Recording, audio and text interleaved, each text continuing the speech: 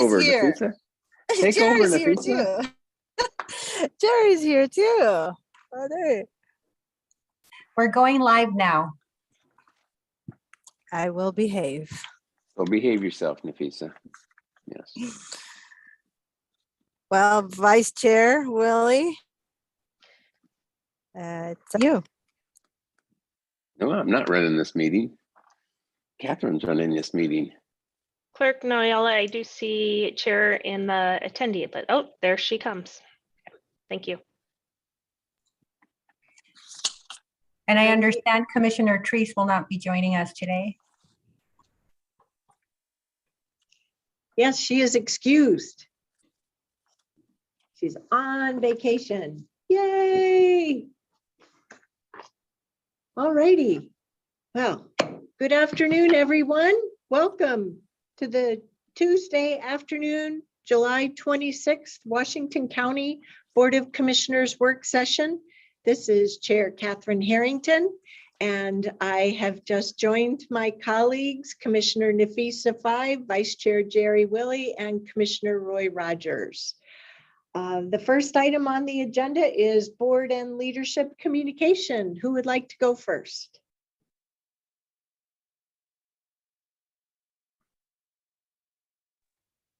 I'll go and just talk a little bit about NACO, because that's where I was most of last week. And I'll encourage Tanya. Of course, she'll have a lot to fill in on that as well.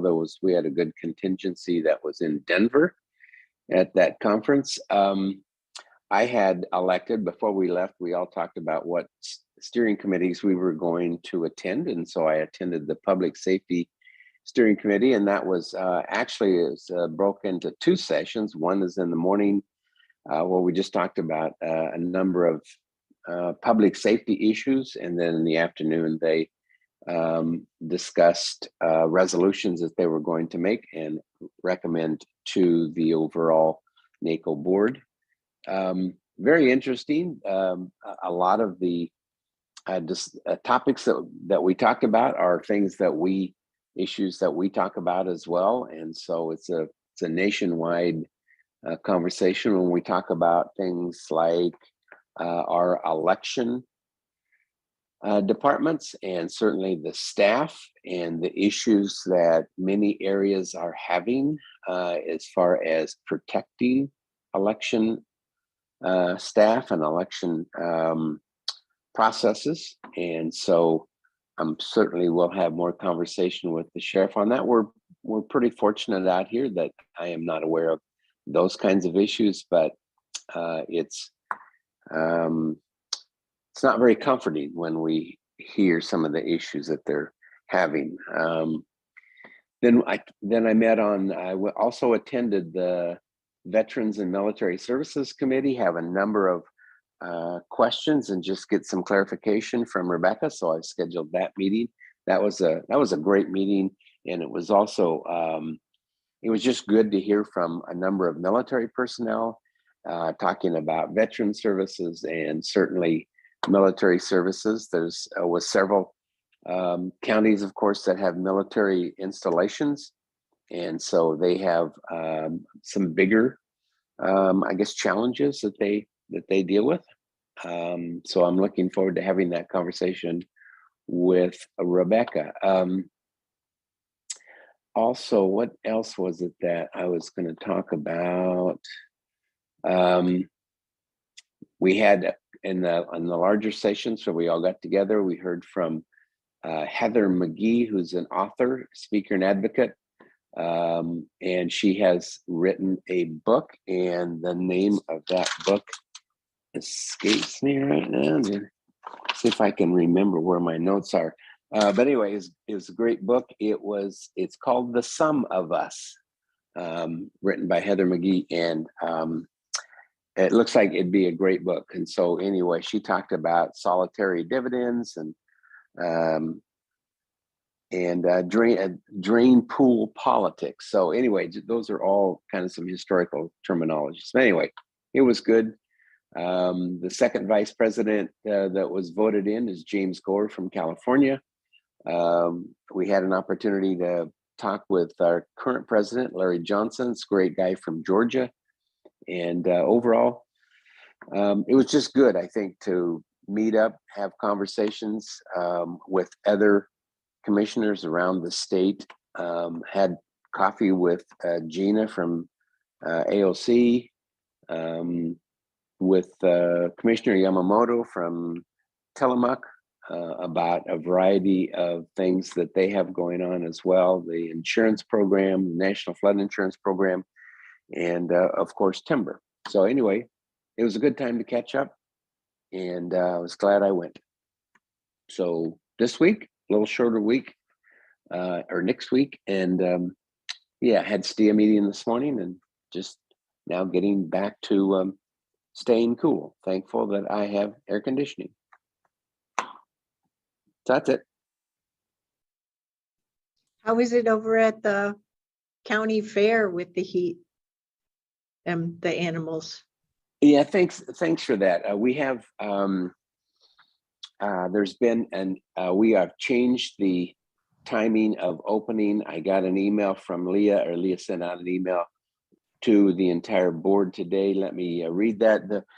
Obviously it's hot, but what we most are concerned about are animals, keeping the animals safe, and certainly the small animals. And so they have modified the opening times for the rest of this week to be 7 o'clock in the evening. And I didn't know, Tanya, if you were gonna report on that, so I'll let you do that because you've probably got better information on that as well. But yes, I'm blaming Leah for the heat, because we have it every year when the fair comes and we go to 90 degrees and everything else. So I don't know, maybe we move the fair to June so we get better weather. I don't know, but anyway, go ahead, Tanya. Yeah, Commissioner Willie, Chair Harrington, it's a good question. And I'll just, since we're on the subject, I can jump in.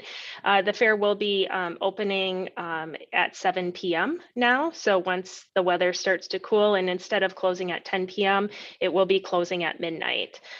We will not be having small animals due to the heat impact on small animals. And the fair is working very closely with 4-H and participants to ensure that the other livestock is safe at the fair. So that is the current status. So is a pig, hog, a small animal or not?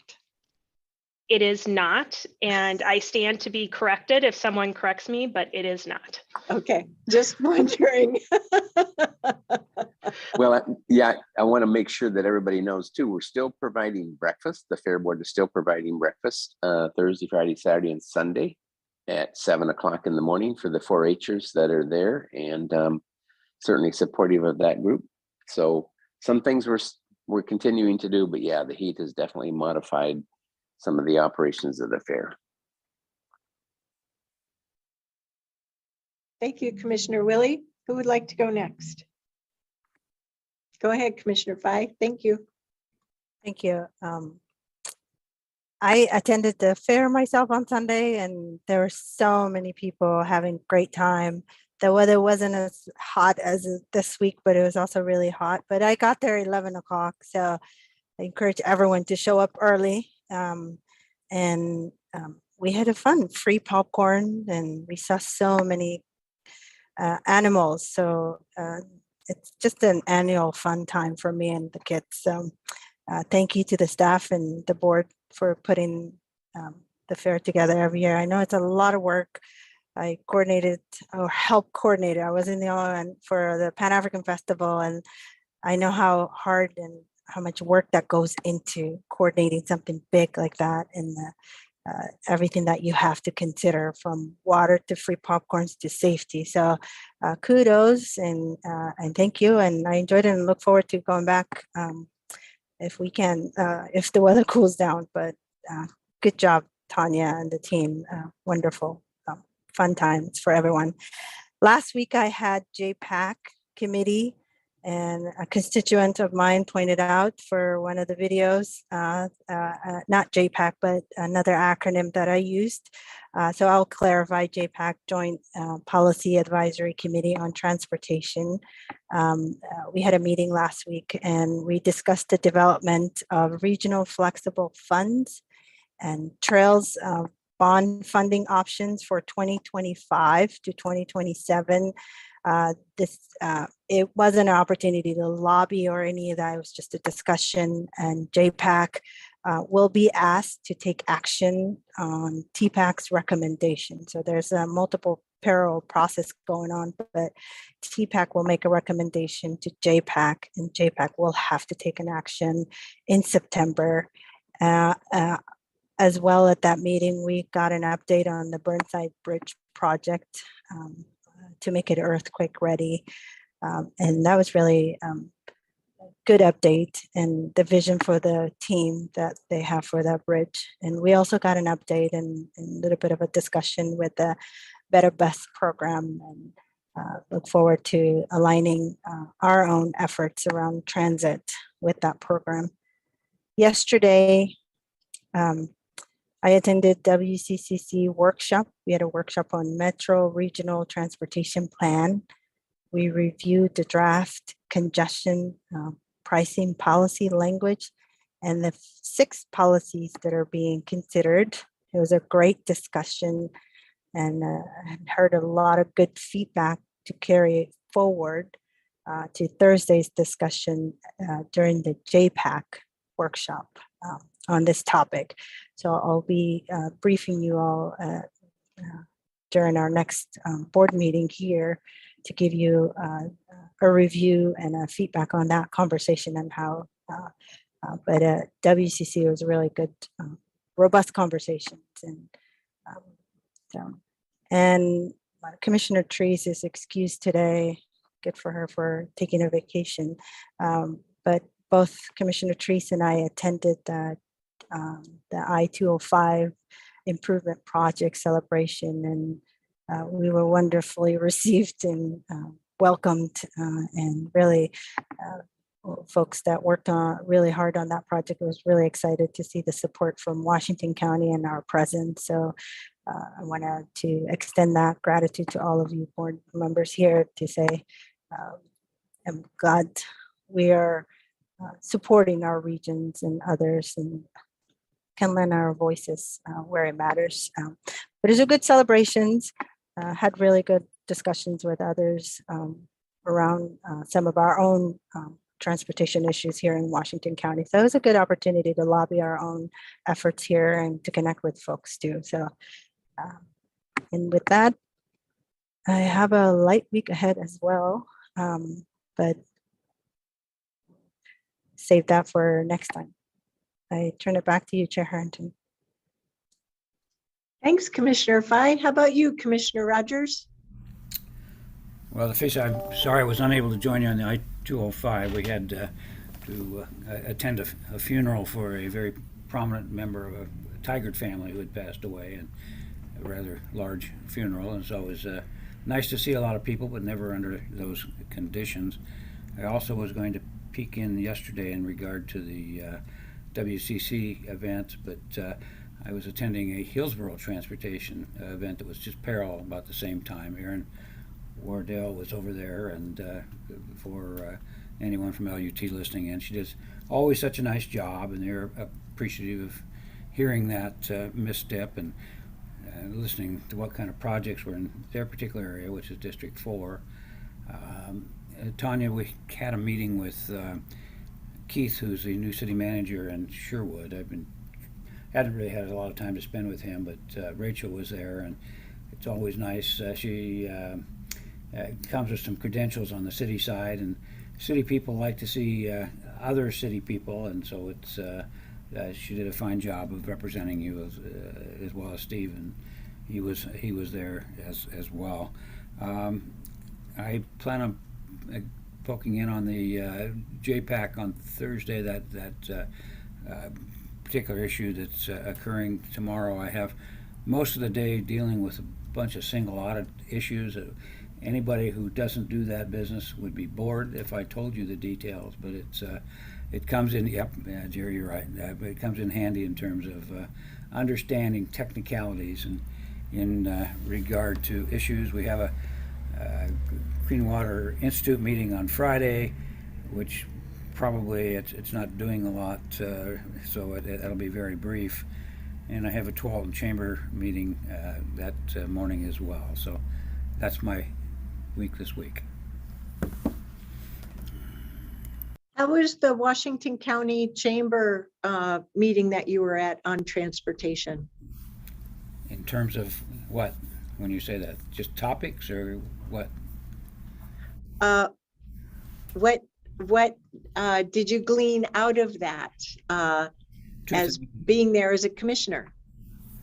I'm only partially there as a commissioner. I'm there because of long ties with a number of issues that they deal with. But I think they have the same feeling as they do down here in my neck of the woods. They're concerned about making certain that the MISTIP program recognizes the investments that need to be made in their area. Bit on tolling. They're concerned about tolling. I can tell you it's getting rapid down in my area. People are getting really excited about hearing that term and what it means. They also talked about a little bit about the I-5 bridge, and they continue to be concerned that there's $4 billion being spent and they get the same thing that they had. And so I expressed that we had a resolution that said that we need to plan for the future. And so they like that part, because if you end up with the same thing that you had before, then it's earthquake proof. That's not too exciting to them. And so I'm hearing the same thing from every business group in the county. They've got a number of concerns, and sometime, Nafisa, you and I need to chat about that so I can relay some of that information on to you. So, yeah, so that's it. Wonderful. Thank you, colleagues. I had a variety of meetings over the last week. I participated in the CCI meeting last week. I was there as part of their invitation, a Commissioner of the Month highlight. So they were interested in hearing about what my vision is moving forward and what really interests me in this role. Stephen Roberts was really the one on the hot seat with regard to transportation projects. And as always, he did a really good job. The Center for Addiction Triage and Treatment Steering Committee met last Thursday, and that was primarily an update on the funding that we are well versed in. On Thursday, I also attended a webinar with a theme of Farms Under Threat 2040, Choosing an Abundant Future for Oregon, sponsored by the Farmland Trust, and you can learn more at farmlandinfo.org or see various maps at development2040.farmland.org. This was all sponsored by the American Farmland Trust. And the main topic was they did a study on nationally significant ag lands. And as you would expect, Oregon is well positioned. And at a county level, Washington County continues to be well positioned. There are 3 counties that were marked as threatened. No real surprises here: Deschutes, Jackson, and Lane. And the reason for that is because of decreased access to water and the threat for lower density residential on these valuable agriculture lands.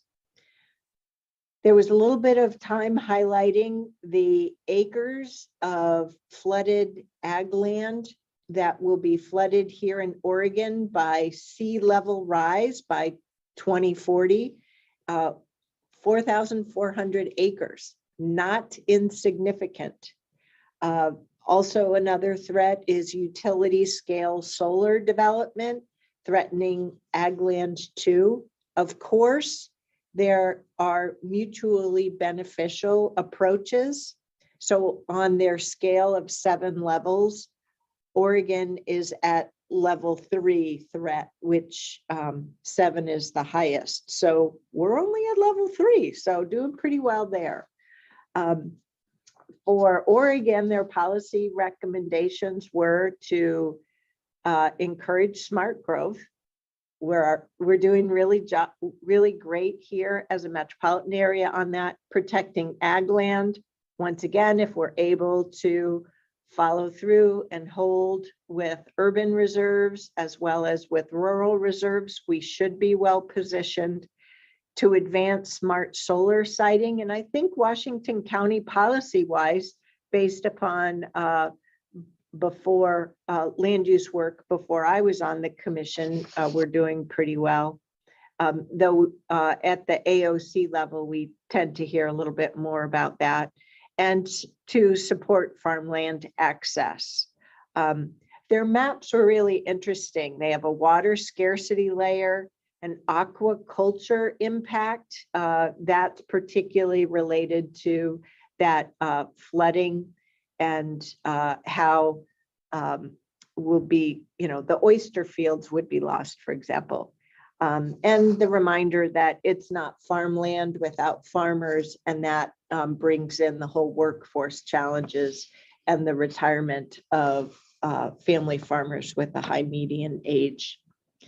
I'm really glad I went. It was low investment need for good reinforcement. Yesterday, Monday, was the Metro Supportive Housing Services Oversight Committee. And there was the review of the 3 counties' quarterly reports. And, we're still at working towards the first full year of that program. The counties have great results. The Oregon Metro.gov website for SHS does a nice job of enumerating the accomplishments. The annual reports will be completed soon. So this was just the 9 months of performance to date. So really good messages there. There was also the financial report. And so it's always interesting to hear the questions, because some of what the oversight committee members hope for is way beyond the scope of what the program is.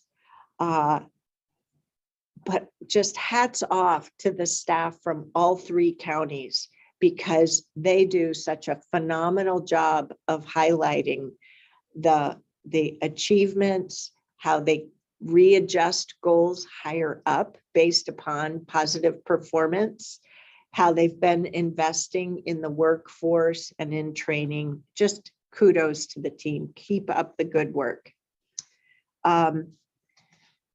Looking ahead, later this week, the Tri-County Planning Body for SHS, which I'm your rep there too, will have onboarding meeting number 2 this Friday, and I will attend that, even though I will be on vacation. I'll attend it remotely. It's already a Zoom meeting, but I'm really looking forward to this meeting, because this is the first meeting where while it's the second onboarding meeting, it's the first meeting where the committee will actually have a chance to get to know and talk about its charge. And having watched the video from the first meeting, which was scheduled at a time when I couldn't attend, I was a bit disappointed in the lack of understanding both of the measure, but also that there is an SHS oversight committee already. So hopefully we'll make some better headway this Friday. So I'm very much looking forward to my vacation. It's as an elected official, I've never taken this much continuous vacation at one time. So that's a new twist. But don't worry, I will unplug, and Commissioner Willie is our vice chair this year. I am fully confident that he and our direct reports will continue to work hand in glove so that anything that comes up, and I hope you don't have any emergencies that crop up. I haven't heard about any heat domes or any other potential catastrophic natural events that might be framing up, though there was that little earthquake centered in the Aloha area this past weekend. But I wish you well. I will be attending our set of board meetings next Tuesday, but as a participant. So Vice Chair Willie will be running those meetings. So just don't forget to call on me, please. So anyway, we'll turn it over then, unless you have any questions of me. We'll turn it over to thank you to our leadership communication. Ms. Angie, would you like to go first? I'm happy to go first. Good afternoon, Chair Harrington and Board of Commissioners. First, I do want to start with the heat wave response. We did have some discussion relative to fair operations already. The National Weather Service predicts that our heat wave will continue throughout this weekend. These hot weather conditions are bringing high risk to much of the population, especially for those who are heat sensitive and those without effective cooling or hydration resources. The Washington County Emergency Management Program has been working to help coordinate the county-wide response. Close to 20 libraries and recreational facilities are serving as daytime cooling centers, with some extended hours into the evenings. An additional 14 other locations are serving as daytime splash pads or hydration stations. These cooling resources are all listed on the county's webpage and can be accessed by visiting www.staycoolwashingtoncounty.com. TriMet is providing free transportation to any cooling center in the 3-county region. Encampment outreach staff are equipped with water, cooling towels, and other resources for those experiencing houselessness. These same resources are being made available to migrant farm workers as well. So that's daytime resources. Let me shift now to overnight resources. And this is the start of my update. I would ask the board, maybe at the start of tonight's meeting, I can provide another update so that our community members, if the board's comfortable with that. Okay. I want to commend our staff for really seeking the art of the possible in this case. Over this last year and the experience of the heat dome, our staff have really looked at inclement weather conditions so that we do not only balance this heat wave time, but then also the winter weather that we've been experiencing. So we do have 2 inclement weather shelters within Washington County. The Beaverton Community Center, which is operated by Just Compassion, it's sometimes called the Just Compassion Center, and also the Hillsborough Salvation Army. The Hillsborough Salvation Army will be open tonight, and we're working with the Hillsborough Salvation Army to ensure that it is an overnight shelter.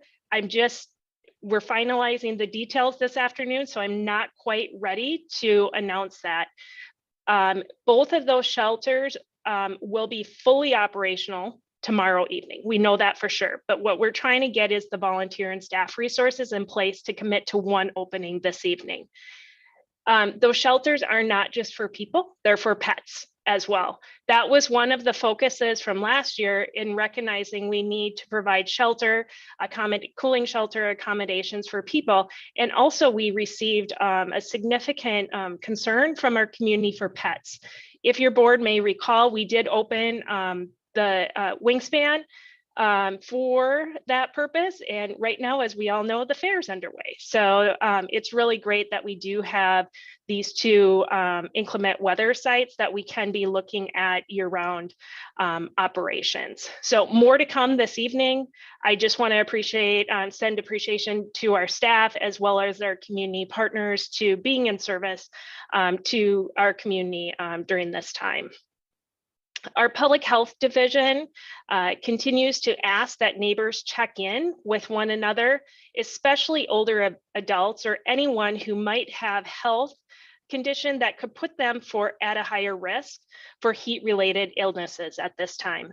Members of the public worried about a friend, family member, or neighbor whom they can't get in touch with are asked to call non-emergency dispatch at 503-629-0111 to request a welfare check.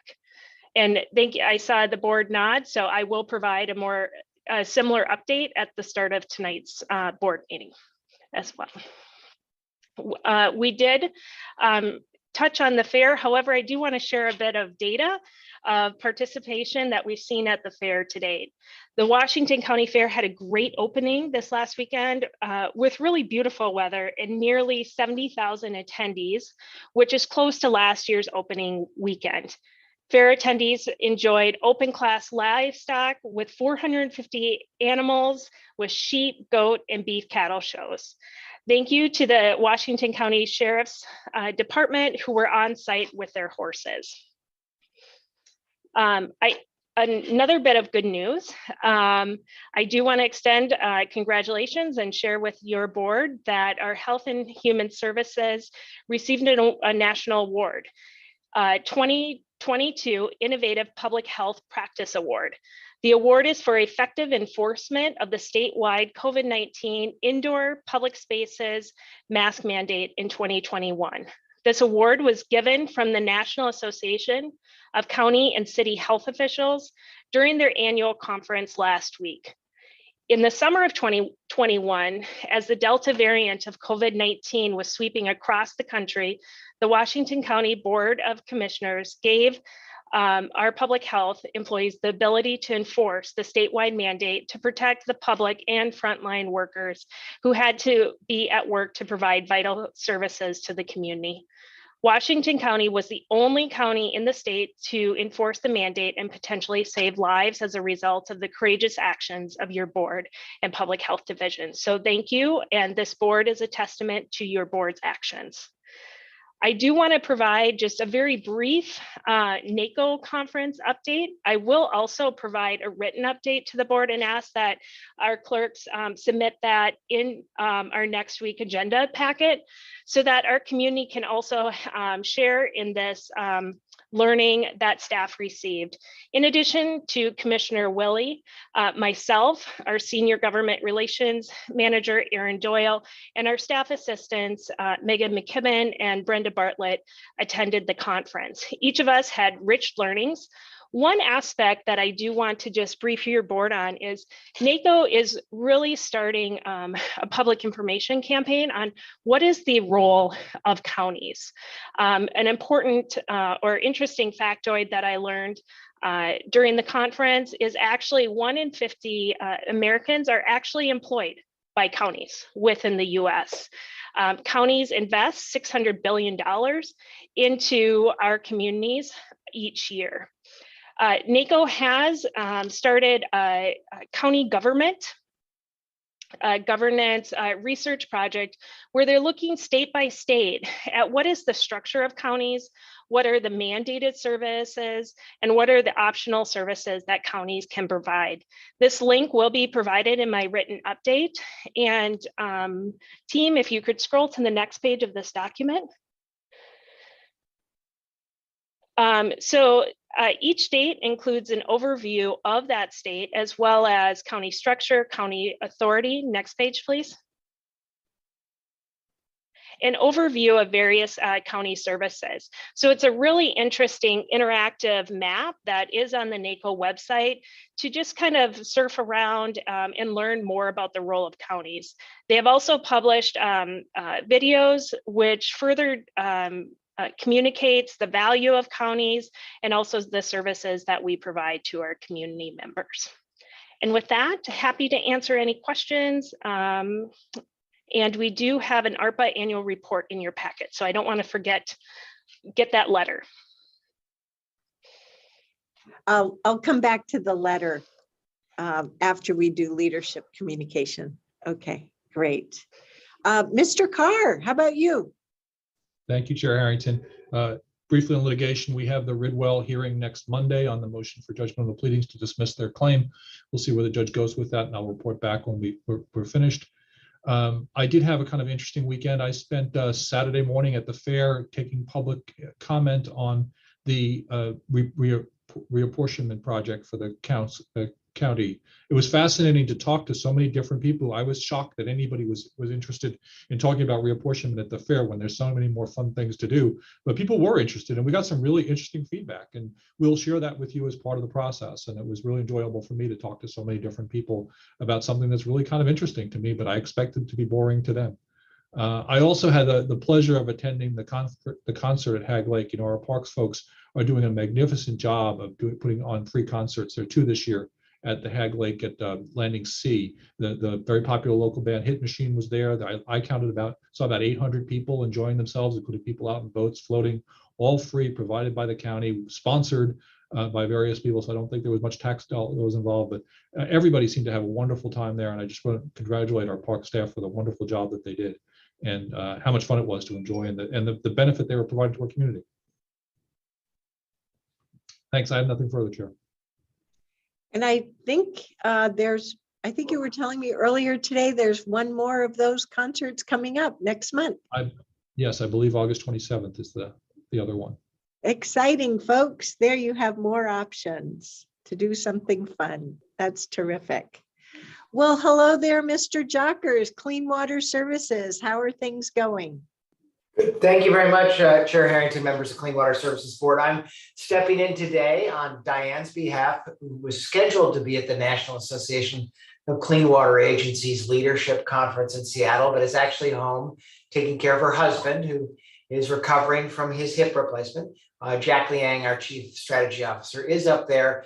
NACWA has their national conference, moves around the country. It's very exciting this year because it is the 50th anniversary of the Clean Water Act, which will be marking that, which the actual anniversary is in October. Clean Water Services is under kind of extreme heat operations right now, with limiting outdoor activities associated with our field crews, limited to primarily emergencies or critical repairs, largely trying to keep those crews inside, doing some of their safety training and catching up on some of those pieces as well. The last thing, just because we're very proud of it, is we have a consent item today about the construction of the removal of a dam, which is, it's a little twisted around, but it's the Baum Grove Dam that after many, many years will be coming down this summer. The exact date is not set, but probably in late August. And we'll be asking you to award that contract to the firm that will be removing it and doing the restoration. But we're very pleased with that kind of watershed moment. So thank you very much. Well, thank you for mentioning that consent agenda item. I think the board may recall my reporting out on attending the outside open house for the community about that project. Well, it was, can't remember if it was in late May or in June.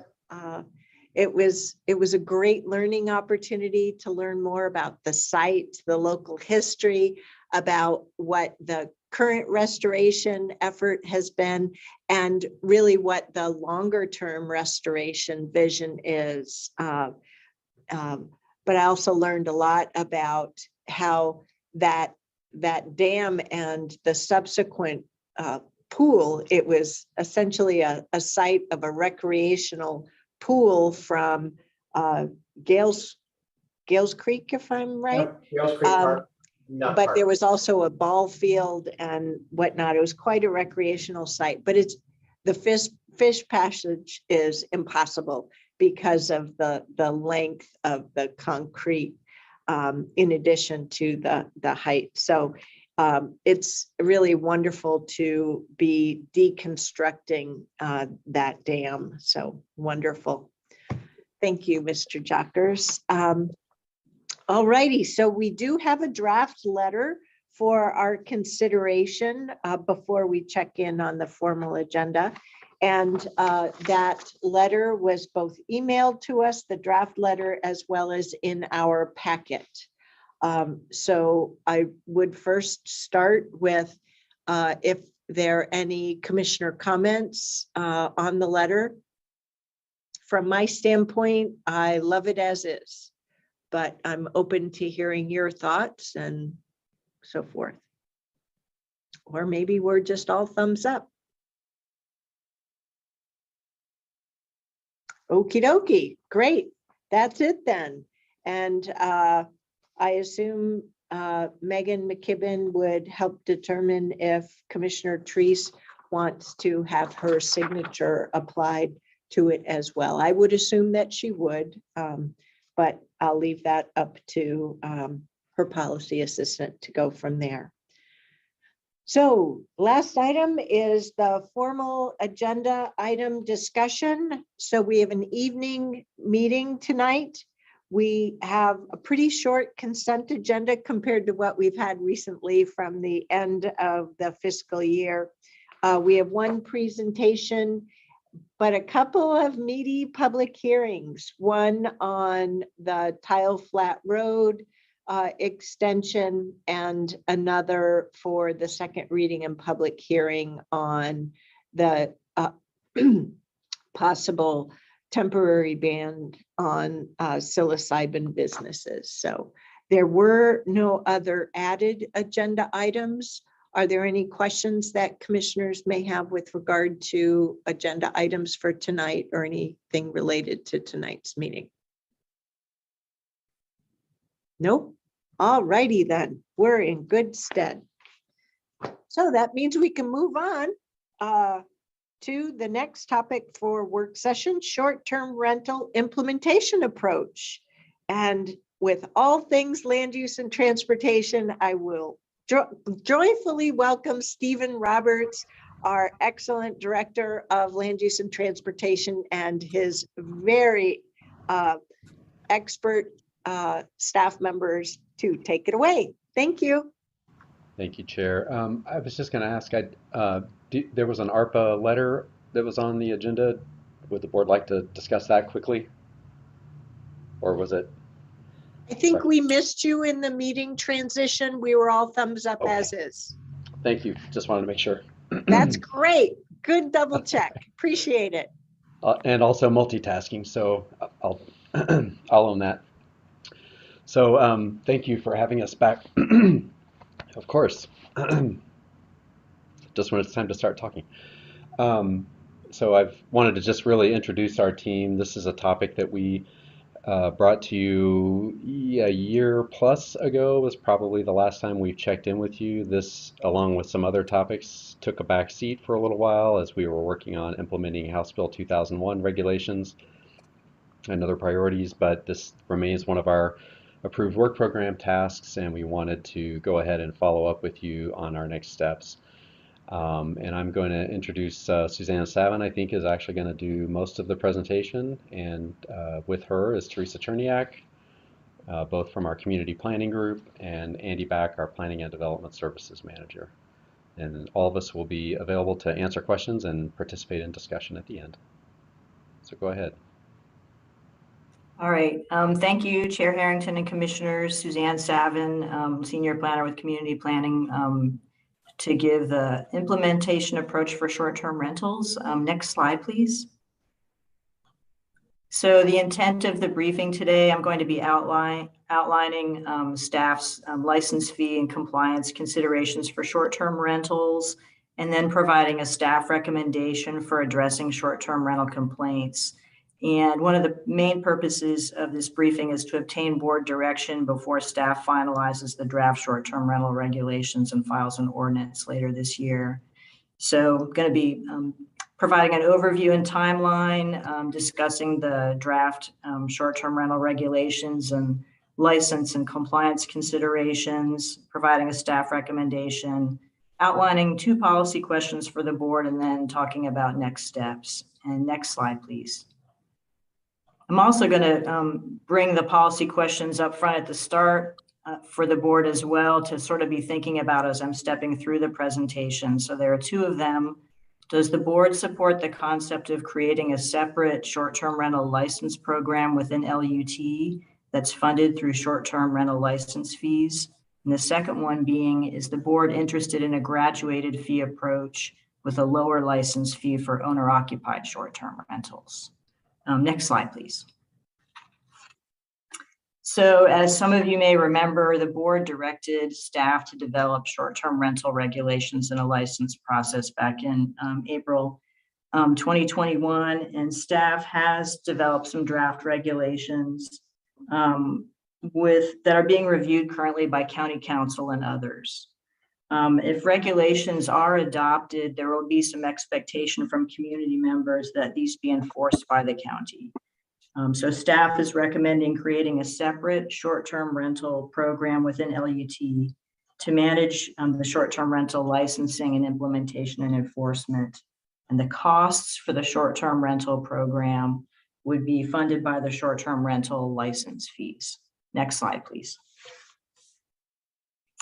So the county began to receive community complaints about short-term rentals starting in about 2015. Some of those complaints came to long-range planning, and some of those complaints were submitted directly to the board.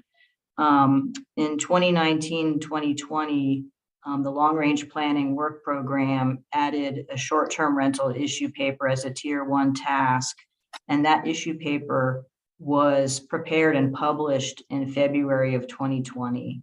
And it recommended development of short-term rental regulations and a license process in order to mitigate the negative effects of short-term rentals on neighborhood livability. In April 2021, at the board work session, staff had recommended that the licenses be limited to the urban unincorporated area, and the board did direct staff to develop regulations and a license process. And now we are finalizing those draft regulations, and we expect to file the ordinance later this year. And the next slide will be outlining the content of some of those regulations. Next slide, please. So the draft regulations lay forth a process for submitting for a short-term rental license, and they also touch on several operational aspects of short-term rentals, including maximum occupancy, off-street parking, and the short-term rental complaint process and how licenses would be revoked. Next slide, please. So the short-term rental program would consist of 3 components, and these would be funded by the short-term rental license fee in order to get full cost recovery. So the first component would be staff review and issuance of the short-term rental licenses.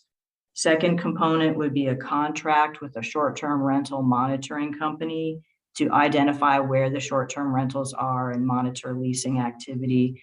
And the company would also staff a 24/7 hotline to receive neighbor complaints about short-term rentals.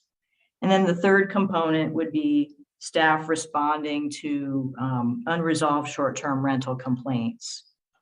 And although the short-term rental license is not planned to be a land use permit, the license review and issuance would likely be managed by current planning and LUT, since they do similar work in their review and issuance of type 1 land use applications. So the short-term rental monitoring company, Host Compliance, found that the urban unincorporated area had about 290 unique short-term rental listings at a couple of different points in time last year in 2021. So based on that rental unit quantity, staff estimated the cost for these 3 components that are outlined on the slide and found that a biennial license fee of about $900 per short-term rental unit would be needed to cover the program's anticipated costs.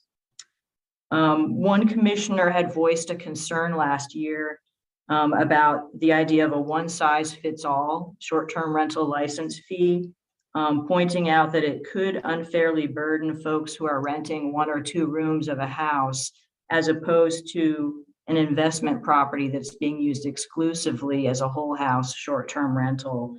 And that suggested that perhaps a graduated fee structure might be appropriate. And according to Host Compliance, again, they gathered some data this past month and provided it to staff, showing that a majority of the short-term rentals in the unincorporated urban area are whole house rentals. So about 88% are whole house rentals, with owner-occupied primary residence short-term rentals being a much smaller percentage, about 12%.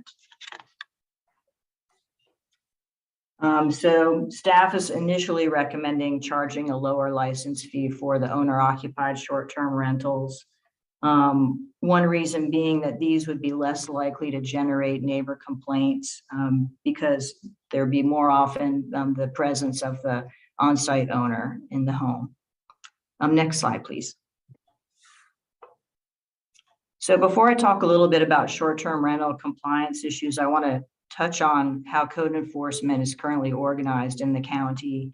Right now, there are 3 separate departments that do code enforcement, and each handles different issues, with LUT's code enforcement handling building and land use code violation issues, Health and Human Services handling trash accumulation and noise violations, and the Sheriff's Office handling on-street parking violations and after-hours noise violations. And these 3 sections have different complaint intake practices and different complaint prioritization schemes and different response times, which can be somewhat confusing to the public. Next slide, please. So with short-term rental compliance, as I noted earlier, if we adopt regulations for short-term rentals, there'll be an expectation from the community that those be enforced. According to short-term rental monitoring company Host Compliance, noise, trash, and on-street parking are the most common short-term rental complaints. And these are currently addressed by Health and Human Services and the Sheriff's Office. And this is expected to continue. However, overall coordination and final enforcement of the short-term rental license would be housed in LUT and likely in current planning.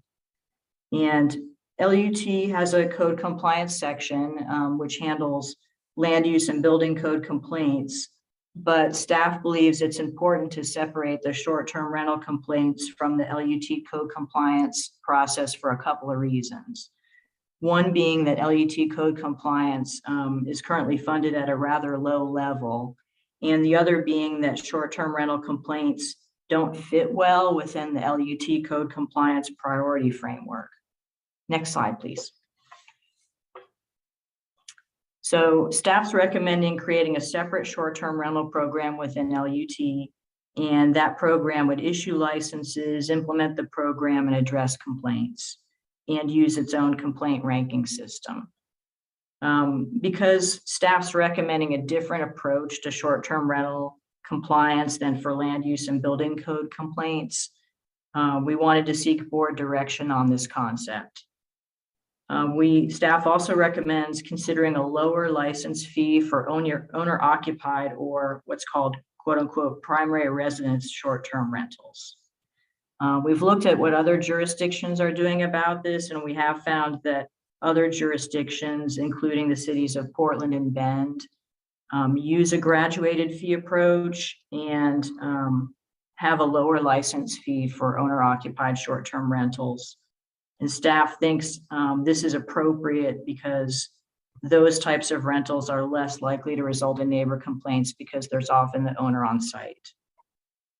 We do want to note if lower license fees are granted to owner-occupied short-term rentals, the license fees for whole house rentals would need to be increased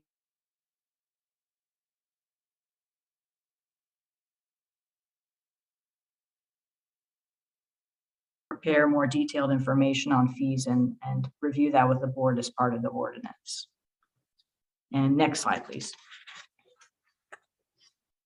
So again, the policy questions for the board would be, does the board support the concept of creating a separate short-term rental license program with an LUT funded through short-term rental license fees. And is the board interested in a graduated fee approach with a lower license fee for owner-occupied short-term rentals? Next slide, please.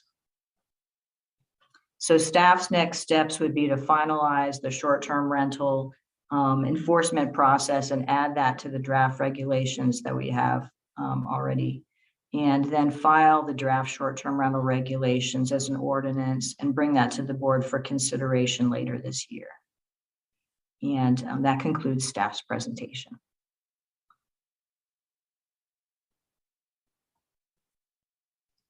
So commissioners, what do you think? What questions and comments do you have on this recommendation? Go ahead, Commissioner Fye.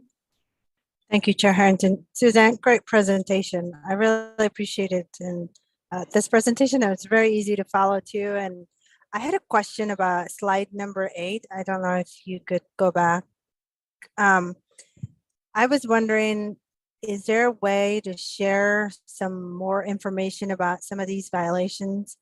Although the last two might be clear in its own way, I was wondering what are some building code violations that could potentially be from this rental, this topic that could come about. So is there a list where people can access to know what are the land use and building code violations? Well, I'll back up a little bit. Thank you, Commissioner Fye, for that. The staff's not really anticipating that building code violations would be very common with short-term rentals.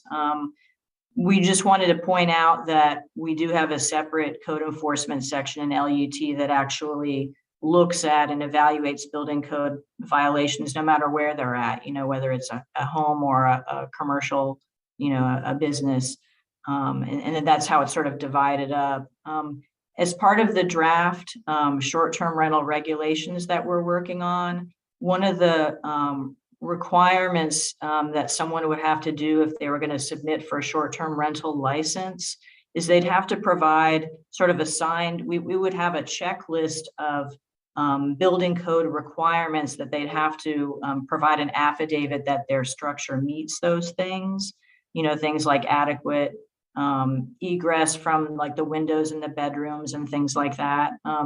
And so a license wouldn't even be issued unless someone applying for the license, provided an affidavit to show that their structure had those various things. But if a license were granted, for example, and then something happened, like let's say the home fell into some kind of a disrepair and became hazardous, the other thing that our draft regulations have in them is the ability for the building official to do an emergency revocation of the short-term rental license if there is some kind of a hazardous situation. We don't really anticipate that would be very common, but we have built into our regulations a way for our building official to revoke that license so that people wouldn't be able to stay in that short-term rental anymore.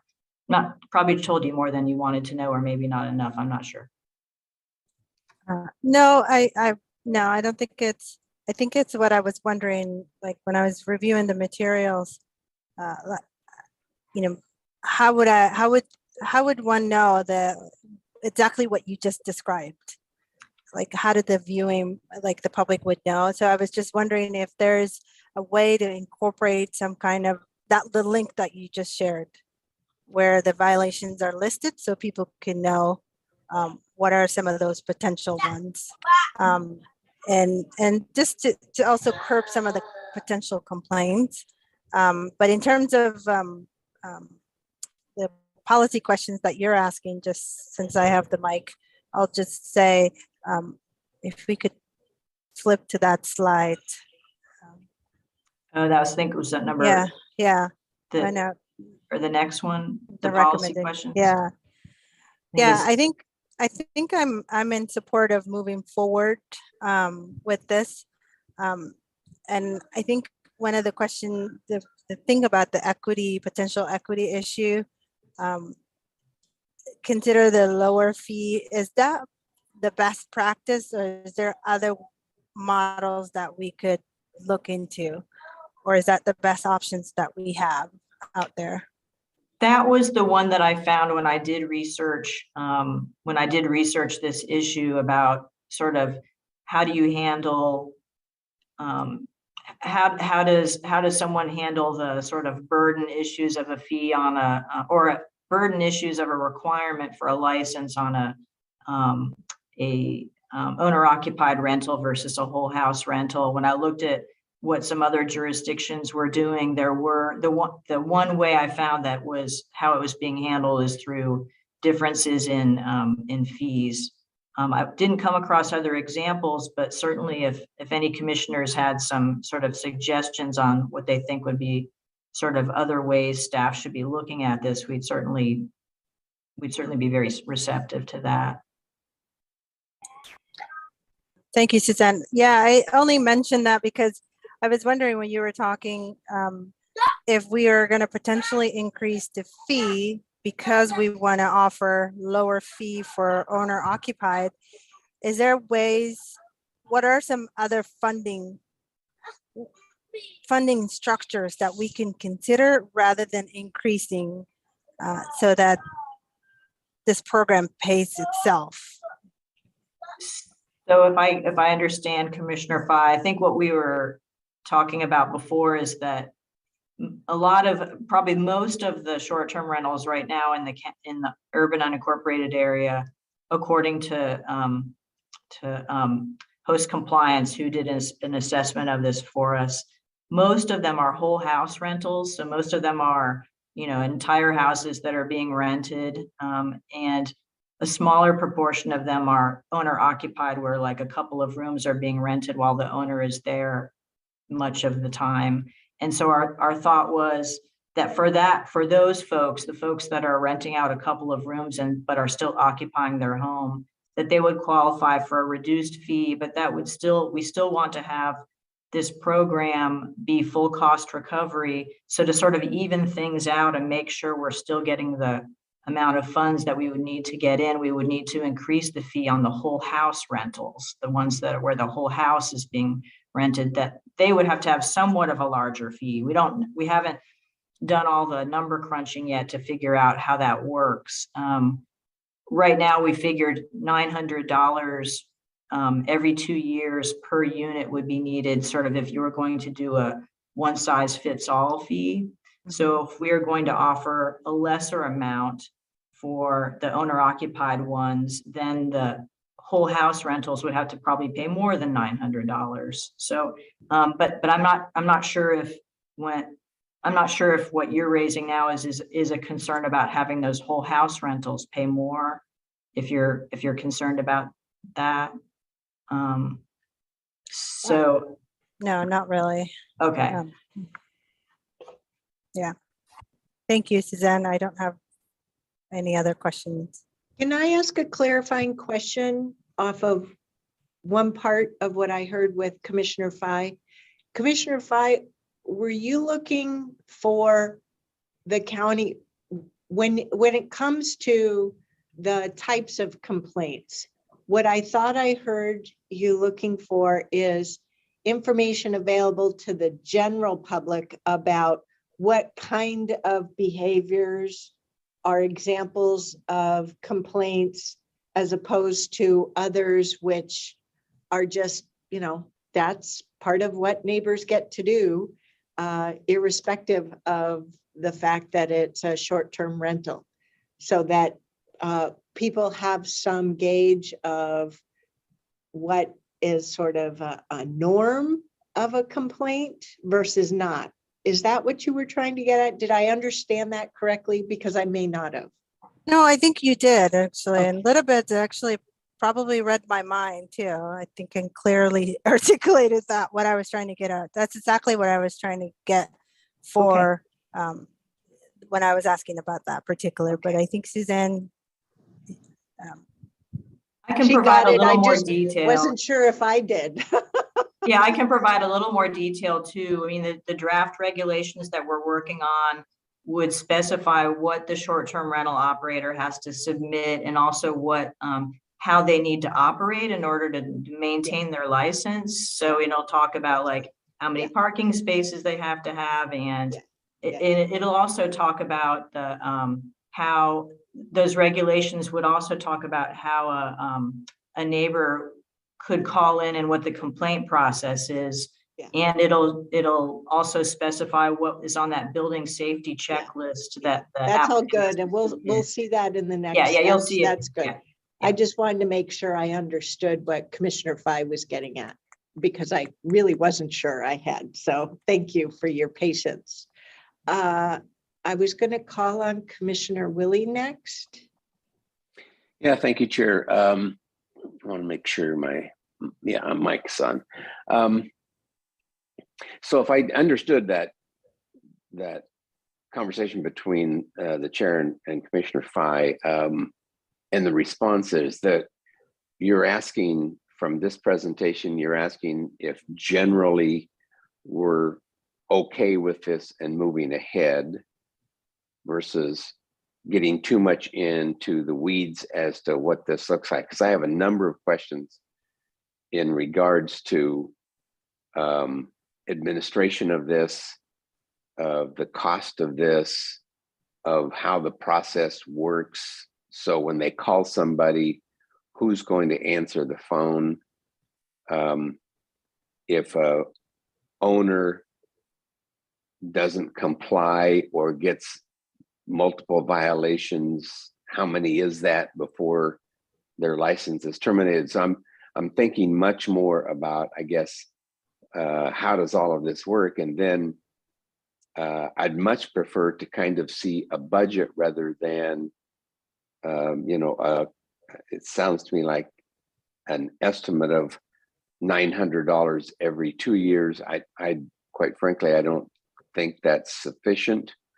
If I do my math correctly, that's around $250,000. I don't think we can do this program for 2 years on $250,000. But anyway, so those are just my questions. Am I getting too far ahead of the game, and we'll have those conversations later?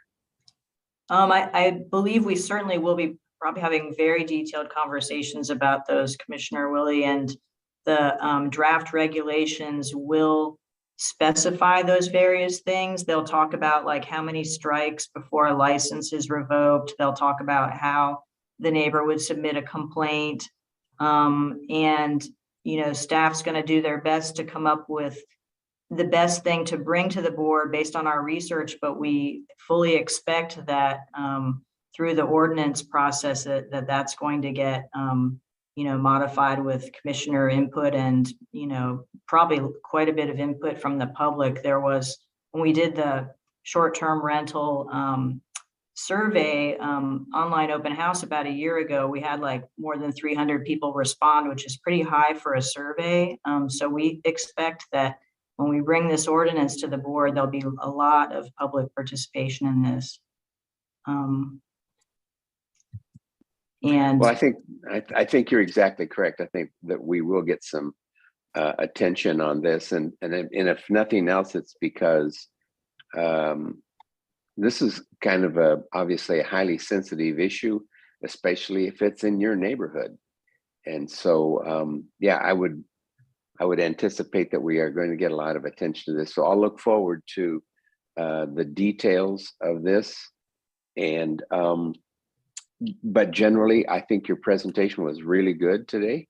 And so appreciate this oversight and kind of reminder of what we were talking about a while back. So I'm liking what you're doing right now, and look forward to getting a little bit more in the details. thank you. And I'm also wondering too, if maybe the slide could be advanced one more to the policy questions again. Thank you. So at this point, we've drafted some regulations, but we realized we needed to get more specific about laying out in the regulations exactly how the complaint process is going to work, and get very specific about the license revocation, like how many strikes and that kind of thing. But the complaint process, how that's going to work, depends in part on whether or not we can sort of set up a separate short-term rental program within LUT or not. So that's one of the things this first question is getting at, is whether the board would support that, since it's a different model than we're using for LUT code enforcement of land use and building code complaints. It's a little different than that. So that was one thing we wanted to sort of make sure the board, or see if the board was comfortable with. I'm not hearing anything about uncomfortable with, but I really haven't heard anything that sort of indicates comfortable with. Let's make sure we hear from from all four of us, right? We're starting with questions too, so don't worry. We're Okay. gonna be making sure we answer your questions. Okay? That's part of what I'm here for, to make sure we do that. Commissioner Rogers, questions, thoughts? Well, I've supported some sort of a license because it certainly addresses a number of concerns I think we've all heard.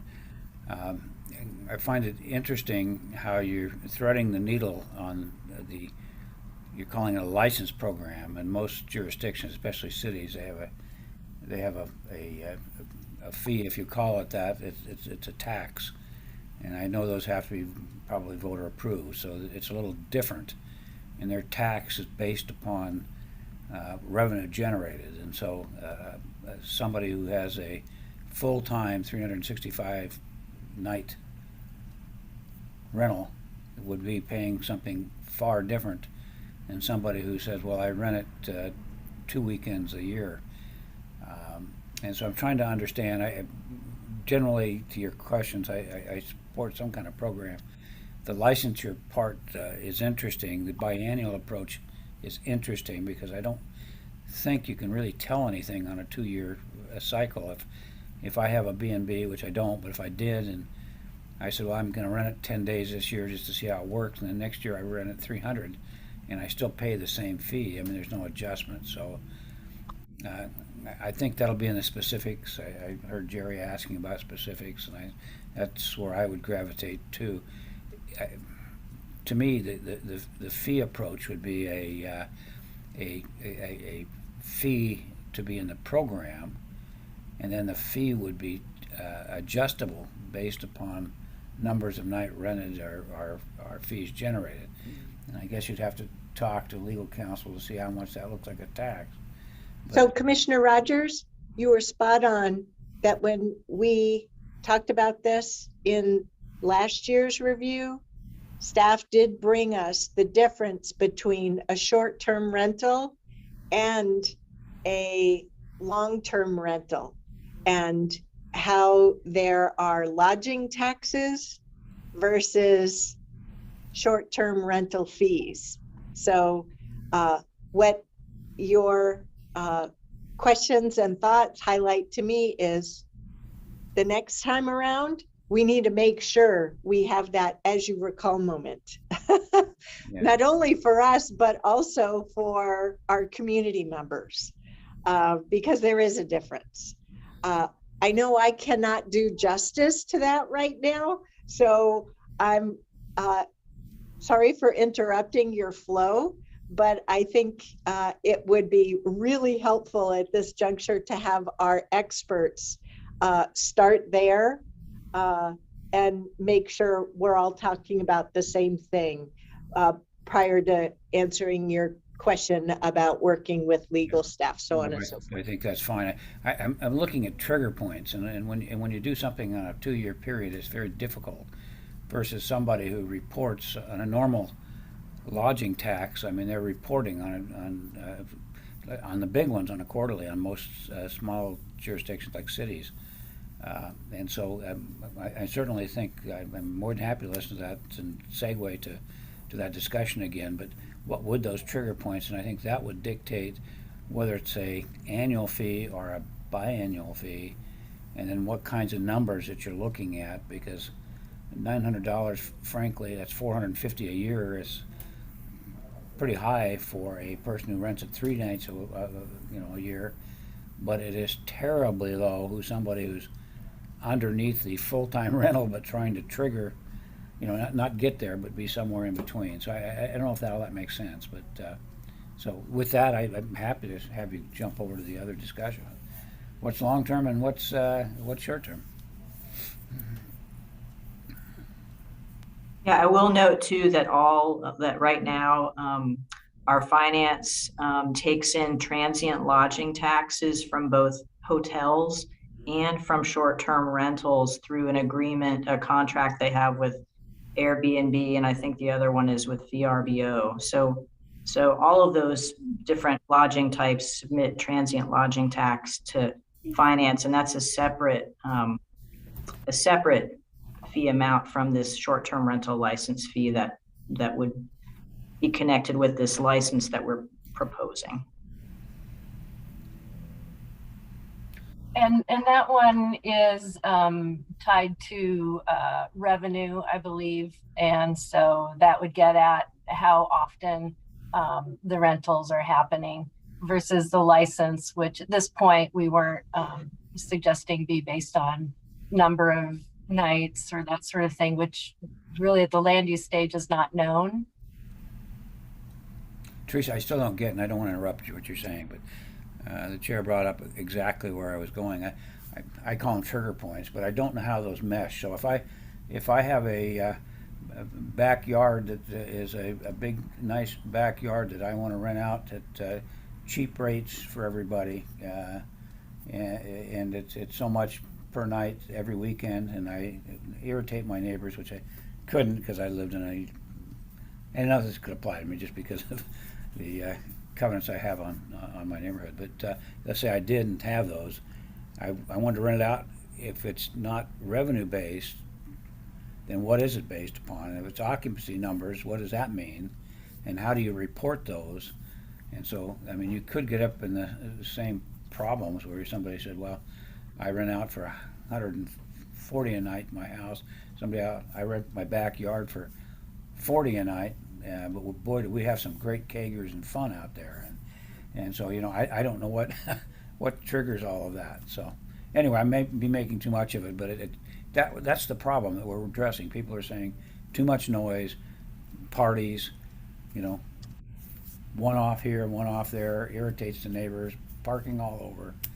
And so I don't know what we're doing to do that, address that. And then I'll be quiet and listen to you guys.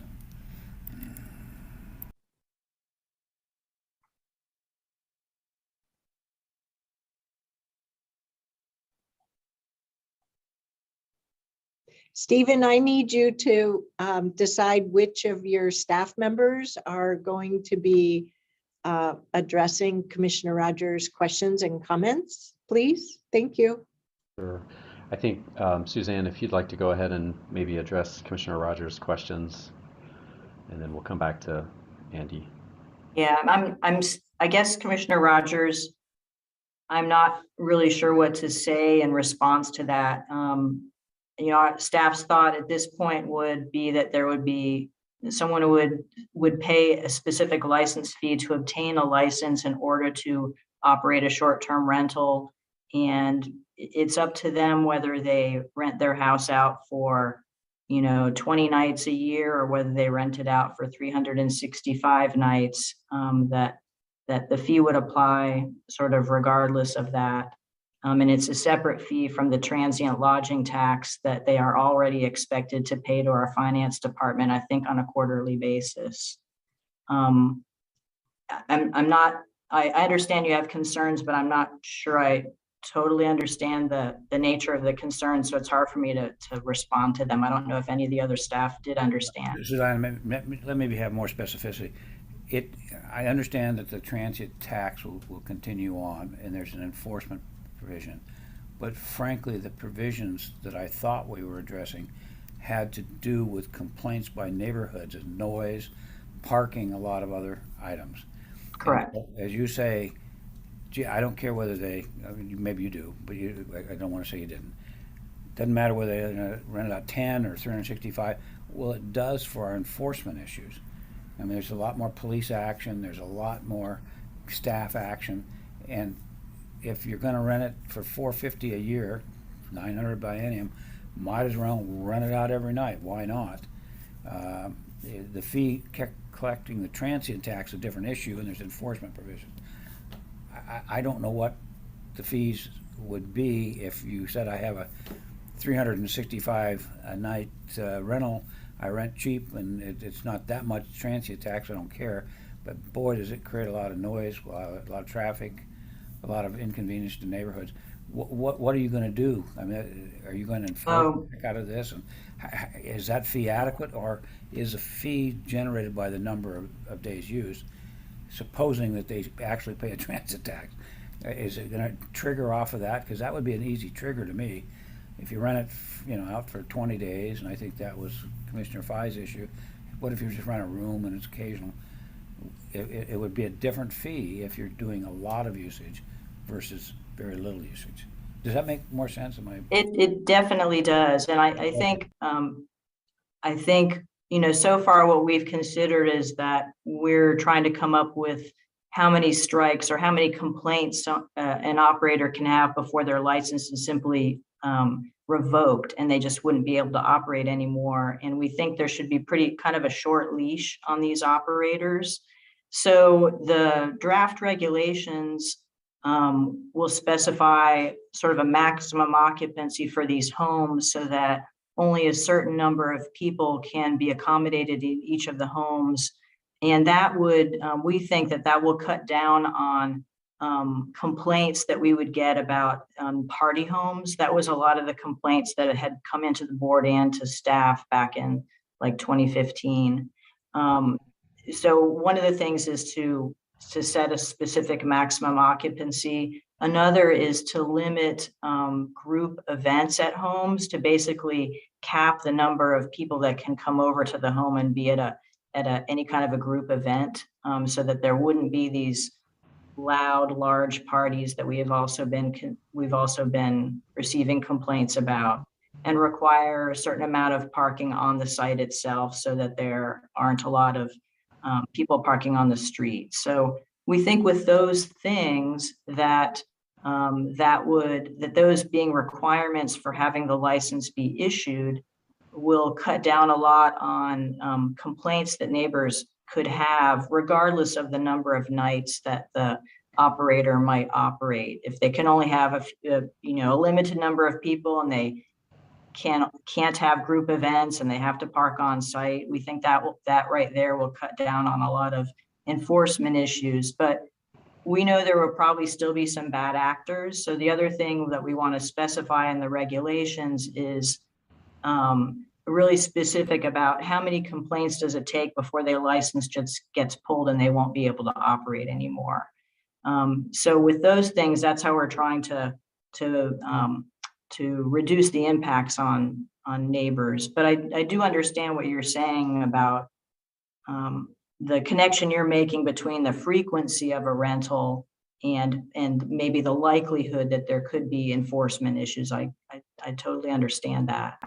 Yeah, and if I could, I think, Commissioner, we certainly take the question about, and that might have been part of what Commissioner Fai might have been touching on too, is just this notion that it may be the frequency of the rentals may also have something to do with the enforcement and the types of enforcement that would be expected. So I appreciate your feedback, and I think this is something that we definitely will take back and discuss. And I've just gotten a message from Greg Munn, our new CFO. He comes from Deschutes County, of course, and has some experience in dealing with short-term rentals there. And so I think his expertise may be informative to us as well. So we'll take that back and we'll work on that and come back to you. And I think if I'm hearing some direction here, I think it may be important that we come back with another sort of policy-focused briefing before we jump into developing ordinance language, just to make sure that we think we're in agreement on the basic approach going forward.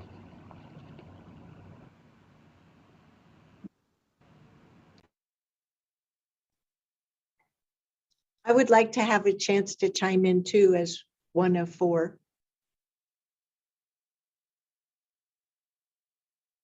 So there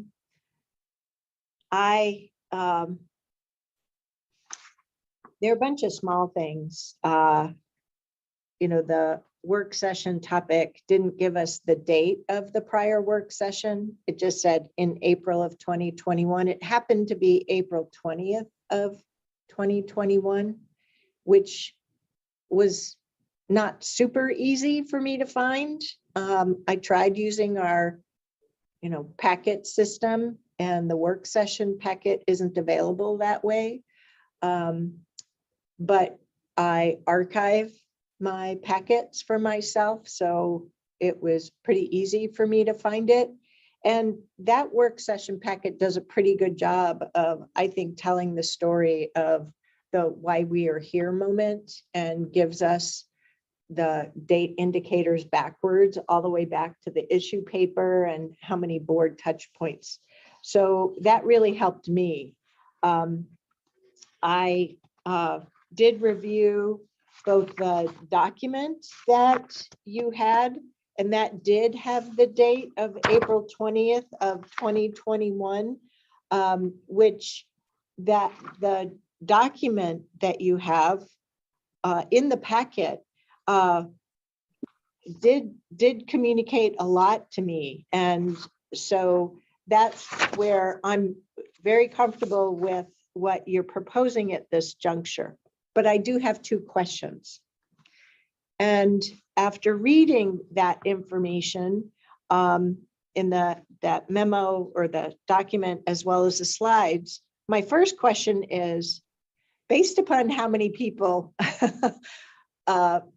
communicate with us through the weekly constituent report and aren't sure if they're in an urban unincorporated area or in a city, I thought, aha, do we have an address lookup tool available on our county website so that folks will be able to verify for themselves if this program pertains to them?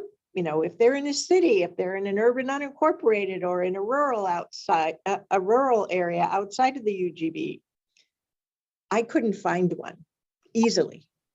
And I'm usually a little persistent, but I think this program, should we move forward and implement it, I think it would be helpful to community members to know. And for all I know, Metro and Metro Map used to have stuff like this. I know because as a Metro counselor, I got that question frequently. So we really tried to develop some tools. So I don't need the answer to that today, but that question got me thinking, if we're going to have such a program, that might make that program easier to manage. Then my other question was, I was thinking about an effectiveness period. At what point, how do we as an agency define some effectiveness review timeframe?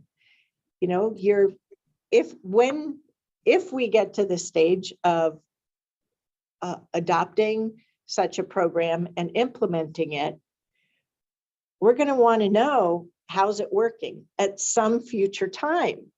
And so that future time may be with regard to the revisiting the fee, right, for that cost of service accounting, or there could be other details. But when I thought about it, having just 1 year might be too short, right? Because in having, the first ramp up period, reviewing how it is working without a full 2 years feels quite tight. So then, I recognized, well, wait a second,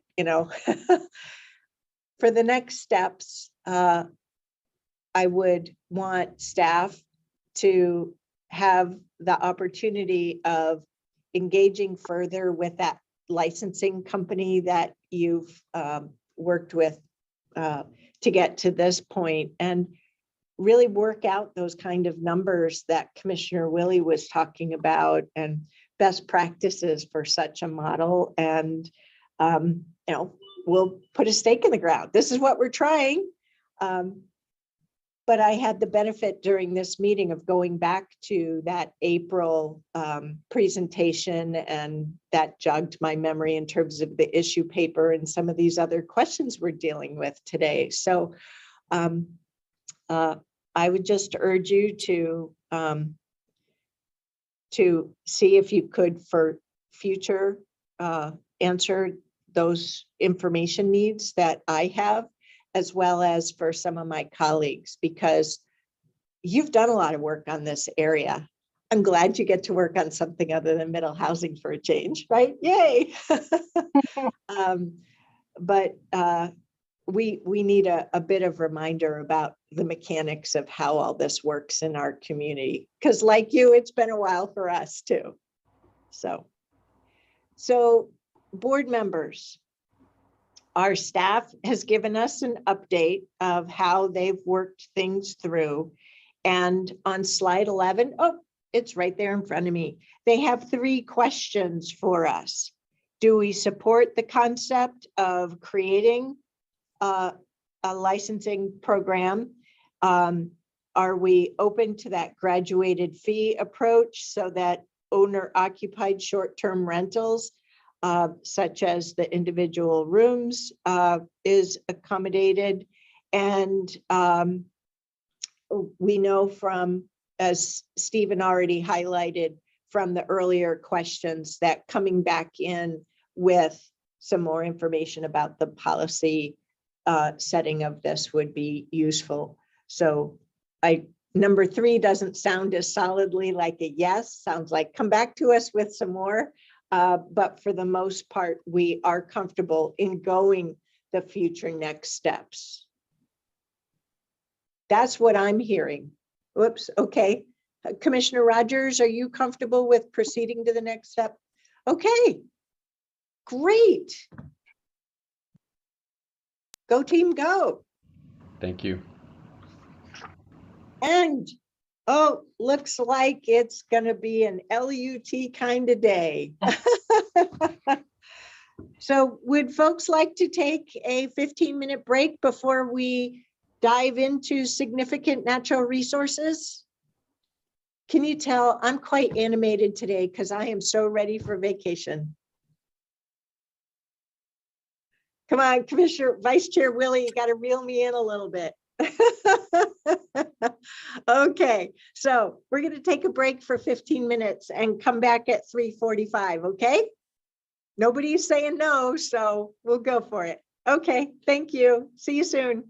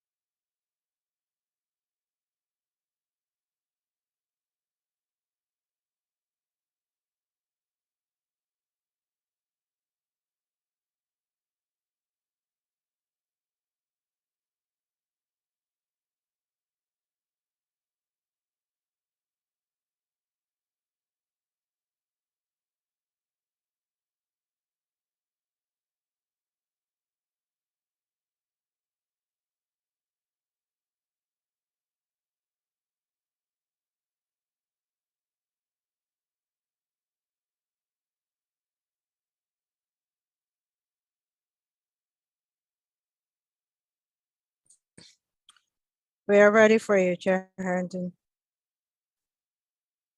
Thank you, Commissioner Fye.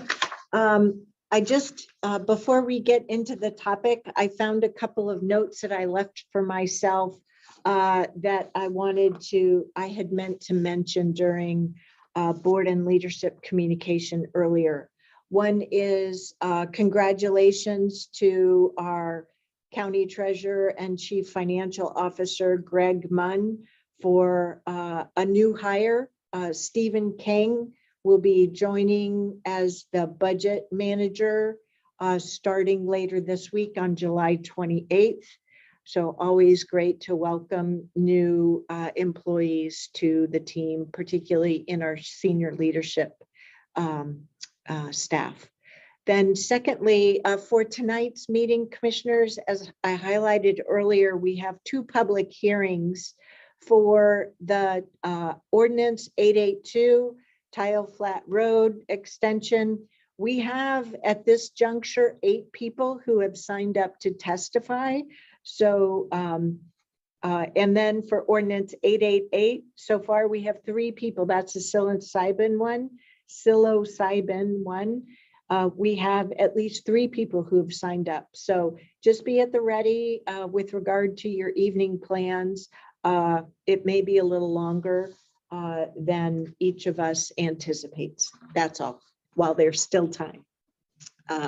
So now we're going to move over to wildlife habitat inventory and significant natural resources with our Director of Land Use and Transportation, Stephen Roberts, and his expert team. So, Mr. Roberts, please take it away.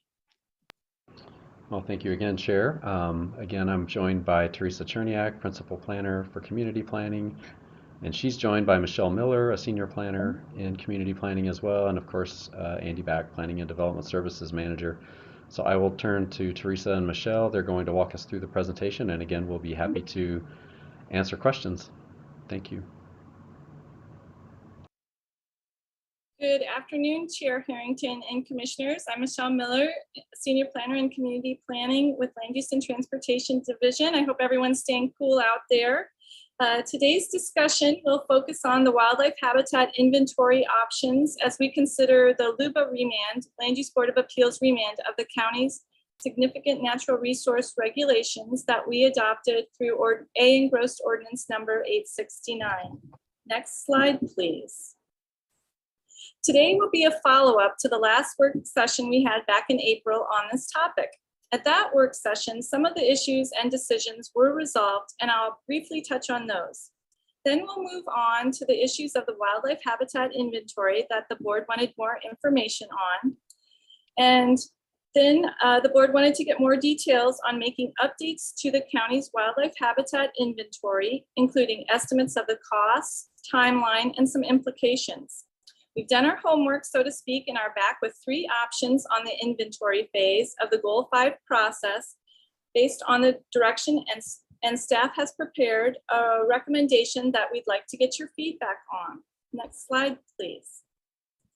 So the question before the board today is whether to support the staff recommendation, which is to begin with mapping of the wildlife habitat inventory done by the county and include Metro's mapping of the upland wildlife habitat as the starting point for the Goal 5 inventory phase of the work that will address the remand of the A-Engrossed Ordinance number 869. Next slide, please.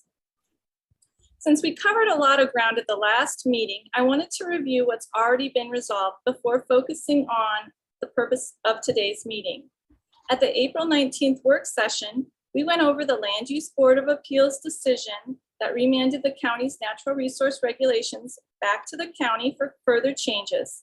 In that decision, LUBA indicated that we must follow the most recent state Goals 5 Oregon Administrative Rules, OARs, when making changes to our regulations. To address that issue, the board supported preparing a B-Engrossed ordinance that would contain clear and objective standards as required by the state rules. The board agreed that the Planning Commission would review and make a recommendation to the board on the engrossment, and that there should be a public process for feedback on the changes through the engrossment process. The The board also agreed that staff should address the ambiguity in the natural resource regulations of the overlap between the county's mapped water-related resources and Metro's riparian habitat. Next slide, please. At the April work session, we provided the board with some alternatives to address the county's wildlife habitat, a significant natural resource category. The board expressed an interest in updating the county's wildlife habitat inventory with mapping that more accurately represented the wildlife habitat within the urban area today. The board asked staff to return with some alternatives to consider and a recommendation for updating the inventory for the urban areas and associated estimates. Next slide. Turning to that issue, one of the main determinations within the LUBA decision was that when we made changes to the regulations, we need to apply Division 23 OARs, which outlines the general Goal 5 process that's shown on this slide.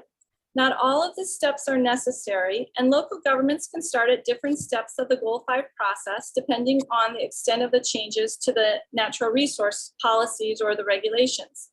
This graphic shows those steps beginning with the inventory phase, where significant natural resource sites are identified. Phase 2 is the analysis step of the sites that were identified as significant in the earlier step. An ESEE analysis is conducted where the economic, social, environmental, and energy consequences are considered and balanced.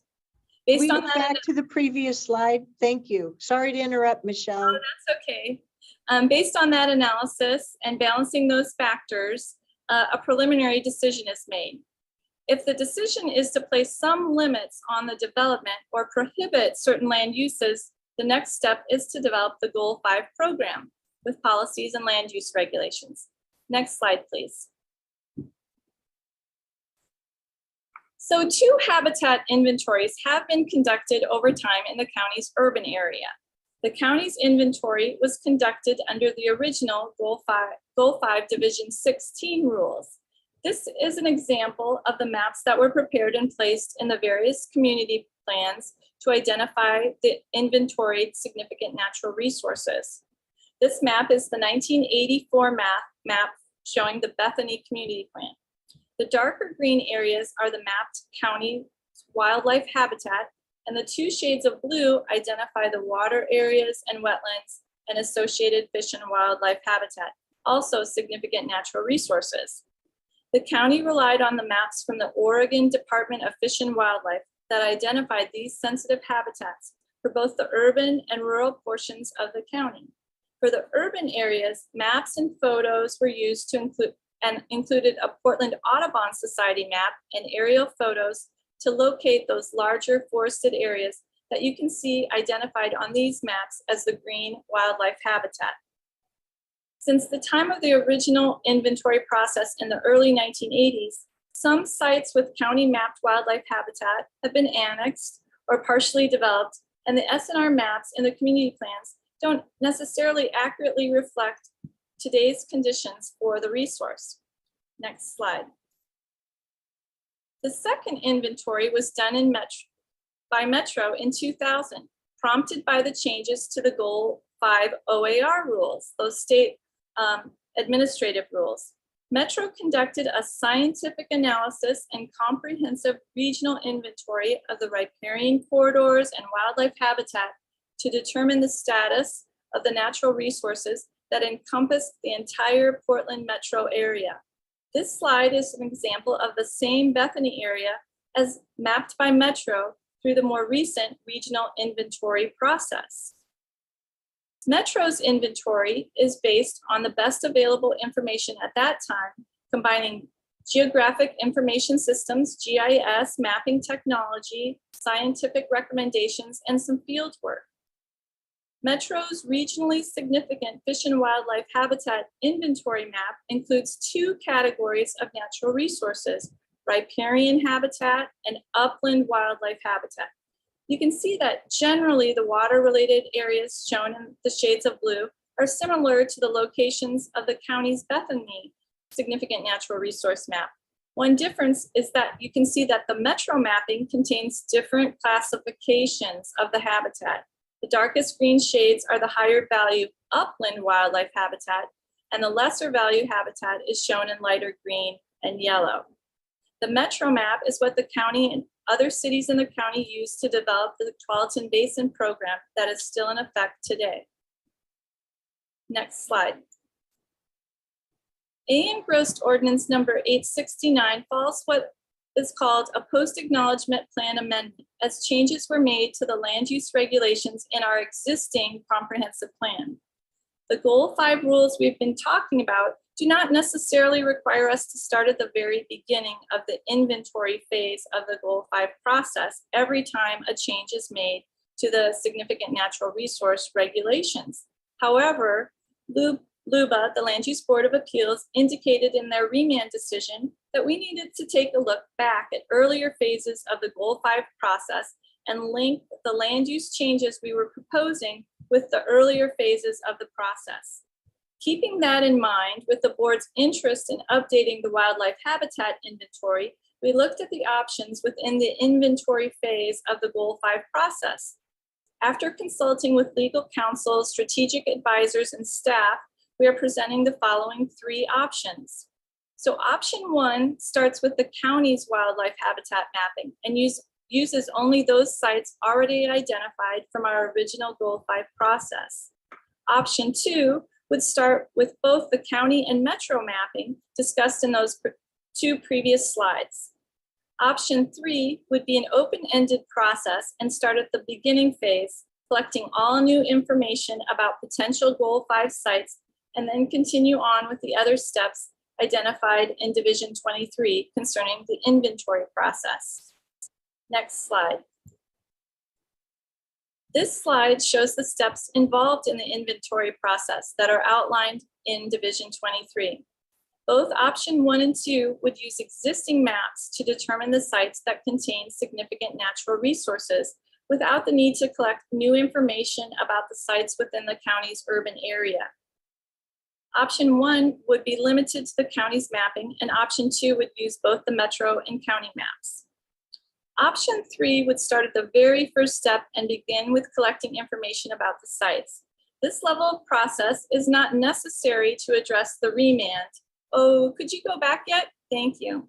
But it is an option that the board could consider.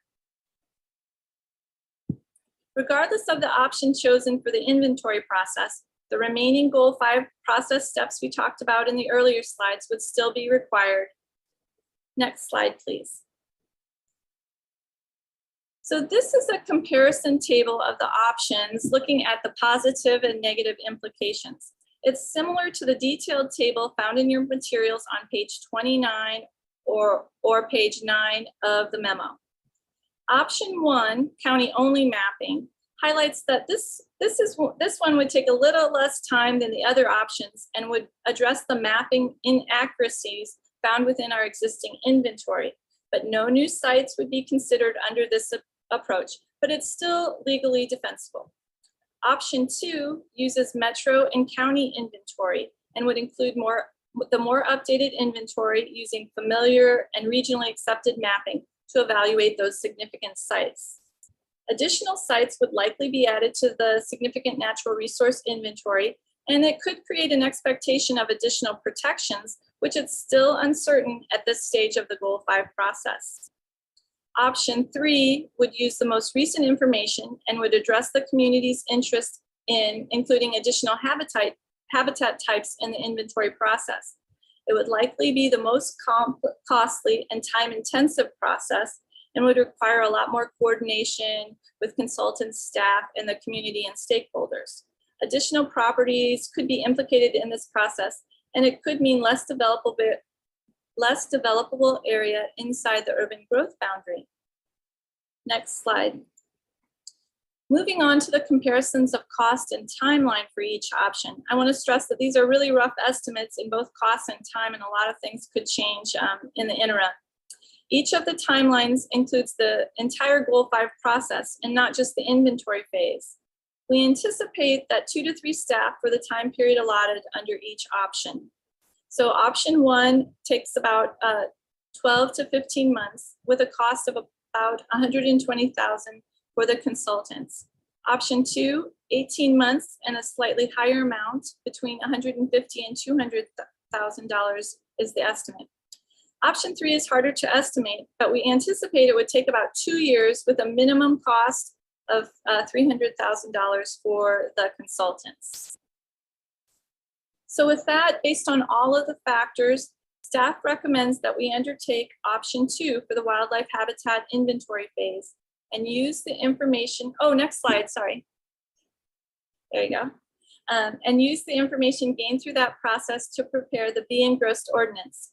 The option relies on a solid foundation of Metro's upland wildlife habitat inventory that many other jurisdictions have used while still considering the county's mapped areas. It includes a qualitative analysis that's lacking in our wildlife habitat inventory, which will be important for determining the impacts and developing clear and objective regulations. Also, this option is not the quickest end to the process, but it is thorough and would give us a good foundation for developing new policies and standards. And it can be undertaken with current staffing and funding. Next slide, please. The timeline for option 2 is about 18 months. Phase 1 will take about 9 months, and the other 2 phases are about 6 months each. We're hoping that there can be some adjustments to the timeline, and we'll work to find ways to overlap some of the phases as we get going into the project. Next slide, please. Another reminder about the effect on the current applications to consider. Since the A-Engrossed ordinance is not in effect, its requirements are not being applied to development applications. Applicants are being advised that the county's regulations are in flux and there's a risk to moving forward. If they elect to move forward, applicants with on-site natural resources are being required to apply statewide planning goal 5 directly and make findings on the earlier version of Community Development Code section 422. An application for a subdivision with wildlife habitat using this approach was approved by staff last month. This decision was appealed to the county hearings officer, and the hearings officer has agreed with the staff decision and approved the 15-lot subdivision. It's off of Leahy Road. The hearings officer decision agreed with the approach taken by the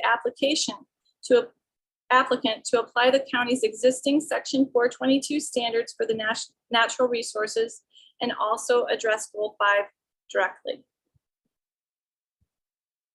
Next slide, please.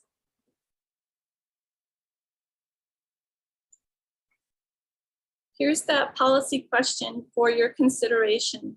Does the board support the staff recommendation to use the current Metro and county wildlife habitat maps for the inventory phase of the work to address the remand of the regulations? So this is the extent of the presentation, and I'm happy to answer your questions and to hear your feedback at this time. Thank you, Michelle. Commissioner Rogers, you're on deck. This one might be to Stephen. We kind of blew through. I had a question back, and I think about slide 12.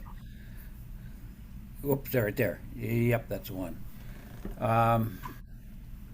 Well, one back from that. I'm sorry. It's 11 that applies to 12. I like your recommend 2, but did I see that possibly, let's see, so what would affect the UGB, potential UBG? Additional property notice and reduced developable area inside the UGB. In your cost analysis on the next page, which was 12, if you reduce that developable area inside the UGB, that sounds like a taking. What's our cost, and maybe this is a legal issue, what's our cost on 2, which I happen to like, if we start telling people they can't develop property, which is inside the UGB, at least my neck of the woods, it could be $1 million an acre. What kinds of legal implications do we have in regard to that item? That's a good question, Commissioner. And I think so for purposes of our cost slide, we were really thinking about process costs. So how much time and what would the process cost of going through the inventory update process? I think your second question may be a good one for us to follow up on and maybe follow up in writing with you. I think that's one that probably warrants some additional deliberation. I would hope you might involve Stephen, involve Tom on those kinds of things. I mean, I like how the lawyers look at all the risk, and when I look at something like this, and you start telling somebody that yesterday you had developable property, today you just lost 5 acres or $5 million, I think we're going to see some lawsuits, and I think we may have some claims. So I don't know. I mean, it just struck me that two's the right answer, but is there other issues that we need to factor in? So I'll get off with that. Muted. Oh, sorry. If I might make one comment on this, part of what the process is first doing the inventory, and then the second phase is the analysis of the potential conflicting uses with those resources, and then the third phase is developing regulations. So until we kind of do the analysis, we don't know. The determination may be made that no additional areas will be protected because the balance is between the resources and housing development in the urban area. So part of that gets sorted through as the process goes along.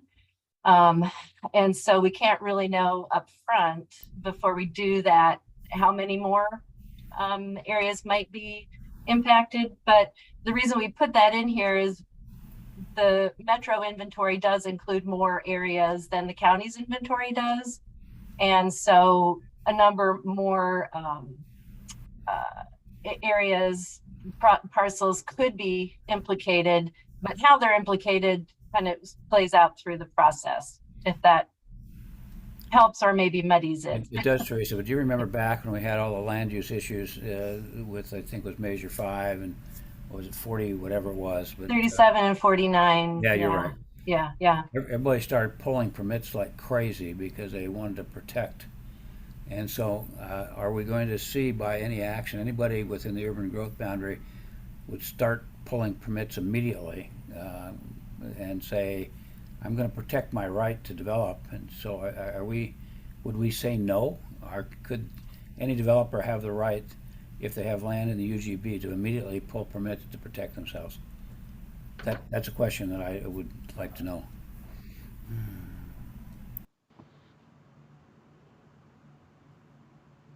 Well, I think right now developers could come in under the existing program that we have, which does at this point require them to make direct Goal 5 findings.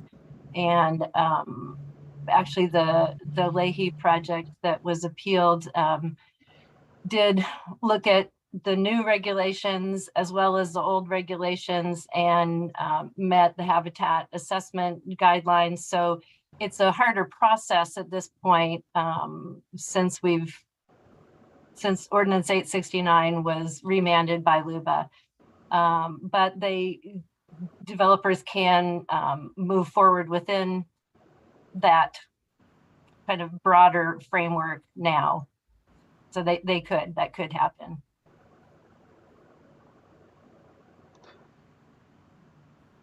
Other commissioner questions or comments? And thank you, Commissioner Fye. I can see your hand, your yellow raised hand. Thank you. Thank you, Chair Harrington. Michelle, you did a great job with this presentation. I don't really have any specific question about your presentation and the materials and the content you presented. So in terms of your policy questions, it's a thumbs up for me. Yes, go ahead, move forward. But I did have a question, and I'm hoping that maybe you or Teresa can make the connection for me. I've had meetings with a group of people who were concerned about the development Cooper Mountain, and they were concerned for the habitat and the wildlife and how that's going to impact some of the potential development. Your map that you just presented, that development is included in this map, correct? So we're tracking, we're following the Cooper Mountain issue, and we're involved in that planning. One of the kind of strange things about our mapping is that the Cooper Mountain area was outside of the urban growth boundary when we did our inventory. So we didn't include some of the natural resources that are included there, but they are included in the metro inventory that was done. So they will be evaluated, those areas will be evaluated through the process that we do under option 2. We're taking a look at those areas. Does that answer your question? Yes, thank you, Michelle. That's all I got, Chair Harrington. Thank you, Commissioner Fike. Commissioner Willie, anything? Well, yeah, I just, you know, I'm starting to recall some of the conversations we had before, I think. So the importance of the timeline is obviously we are holding up potential development. Do we know how many projects that we've got in the queue out there that are on hold? So right now, developments are not on hold. They just have maybe a higher standard of proof to go through. So they do have to make goal 5 findings directly. So they need to do certain analyses that that they hadn't had to do in the past. That's a little more. They'll also be looking at our old regulations and doing analyses that kind of show how the impacts, what kind of impacts they're having and how they're mitigated. So at this point, nothing is being disallowed, but there is maybe a higher standard for them to go through. And there is some legal risk with, you know, moving forward without our regulations in place. But there's also a risk of, as Roy pointed out, a risk of they're not being able to develop once we get through this process. Is that correct? Some things will probably change through the process, and yeah, so some areas may be less developable than they are now. That may happen. Okay. Okay, well, I'm in favor of what you're suggesting here, what you're proposing.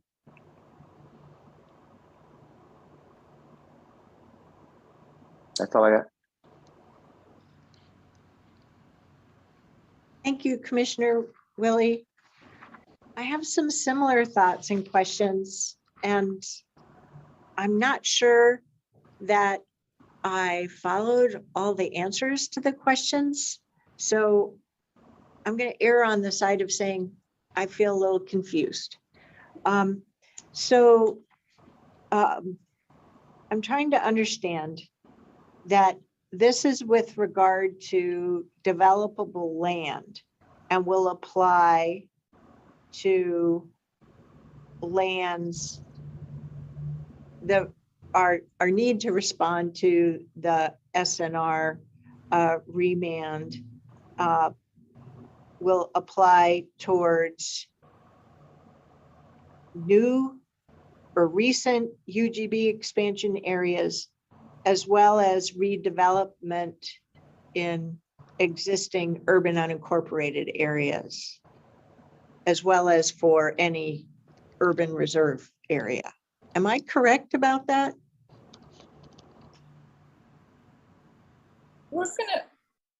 It's not countywide, but what I'm trying to sort out is, does it apply to all the urban areas? So does it apply to redevelopment in cities as well?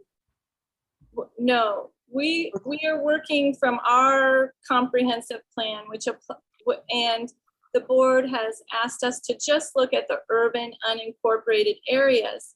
So it may include the new UGB expansion areas that Metro has mapped through their process. And cities cities like the Cooper Mountain Project are required to look at upland wildlife habitat as they move, when they get added to the urban growth boundary. That's a requirement of Metro, but the county isn't bound by that. And that's why we've kind of maintained that status quo in those areas. But we're going to be taking a look at it. This is just the inventory phase. We don't know what the rules are going to be yet. We're just going to be following the process that as it dictates and those steps, and we'll get more information as we move forward. But it's limited to the urban unincorporated areas. As we make changes. That's what I thought when I prepared myself for this work session, but then I got a little lost. I allowed myself to get lost. Okay. All righty. So I appreciate the presentation, as noted. Good presentation. Thank you very much. And I appreciated the clarity that development is proceeding. It's just a little bit more work involved, as if I understand it, as exemplified by the Leahy Road proposal that went through the hearings officer for an appeal. So thank you for including that example. I did wonder a little bit about the application of this, as both Commissioner Rogers and Commissioner Willie have indicated, possible reduced developable area inside the UGB. But this is where I tried to answer the question for myself. I'm not there, and but I tried to help myself in terms of context, using information from LUT, factoids that LUT has given me. Our urban unincorporated area is about just over 28,000 acres, which is about 34% of the UGB area countywide. So, okay, 34%, that's still a big number. But then I had to remind myself that what we're talking about here is the wildlife inventory, right? So it's not all of those acres, right? And that's where your two maps were quite helpful, because we're still talking about smaller subsets. And so for me, that helped me understand the context of the risk. Now, of course, if hypothetically, and it doesn't affect any property I own, I realize that, but for the record, since I'm trying to speak through an example, if I own a parcel that has one of these blue or green areas, well, of course, right, the percentage of risk does get higher. So your mileage may vary, is really the long and short of it. But when we think about these UGB expansion areas, things get contained. But also when we think about the existing urban unincorporated areas and potential redevelopment, that's where the numbers get smaller. We do still have parcels in a lot of areas, even in the UUAs, where there is a single house on a multi-acre piece of property that can be redeveloped, and this work will apply there. So all of that said, getting to the conclusion for me, I am comfortable with moving forward with your recommendation of option 2. It does have some advantages over option 1. And I think, from folks might say, well, how do you put a cost on nature, right? And with climate change, nature is under such stress. So, you know, for me, I had to do some work contemplating weighing the time for adoption as one factor, but also weighing we're feeling climate change effects now, right? The species are feeling them, which puts additional pressure and value on these waterways, these wildlife habitat lands. But I did spend time thinking about development in those upland areas in the UGB now, as well as in the urban unincorporated areas. And so that's where, for me, I got much more comfortable when I reflected upon the information that you had in the packet and as you've brought it to life today. You have another commissioner that's comfortable with moving forward with option 2.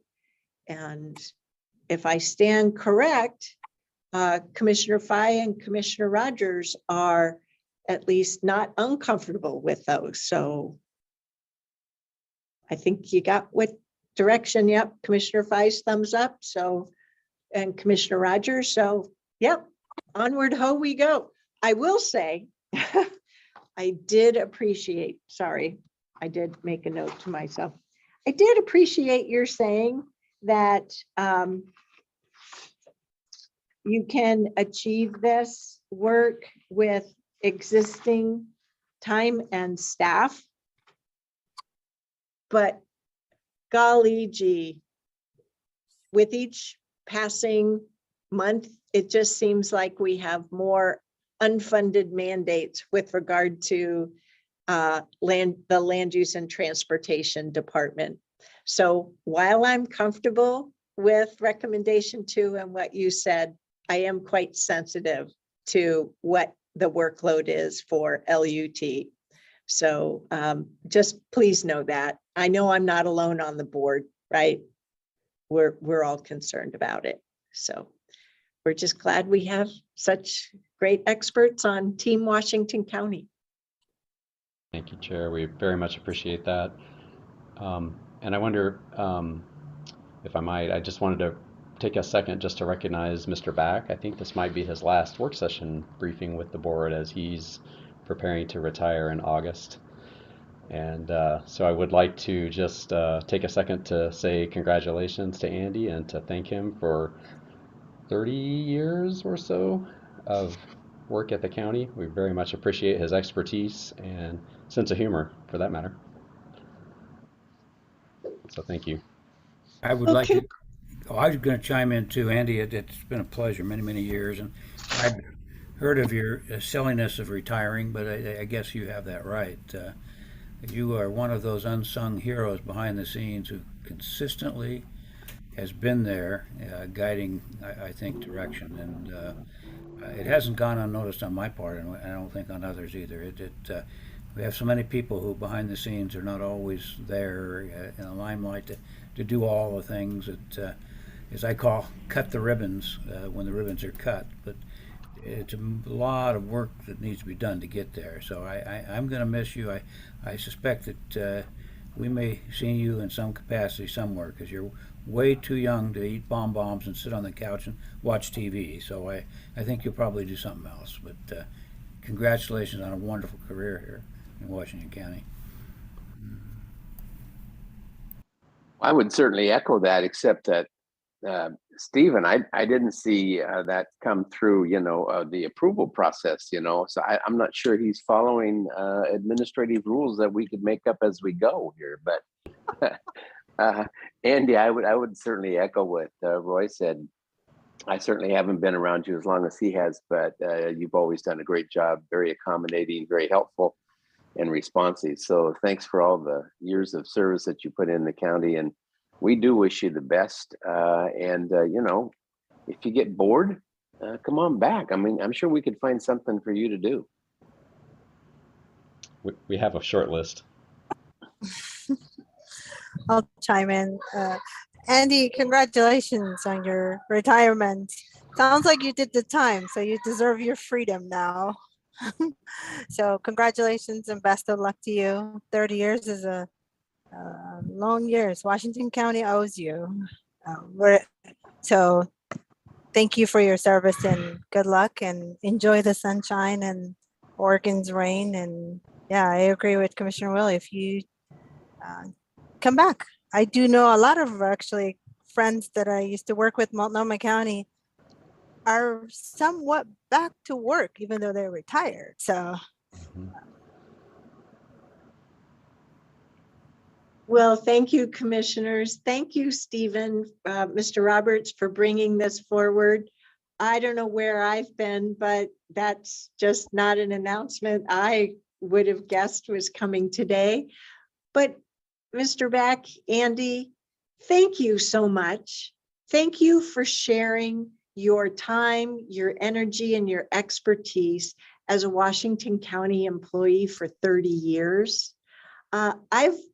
I think I first met you during my community advocate days back in 04 or 05, and you were one of many members of LUT that helped me learn more about what is this work that is being done by local governments on planning, whether it's for land, development, roads, you name it, urban and rural, and urban unincorporated.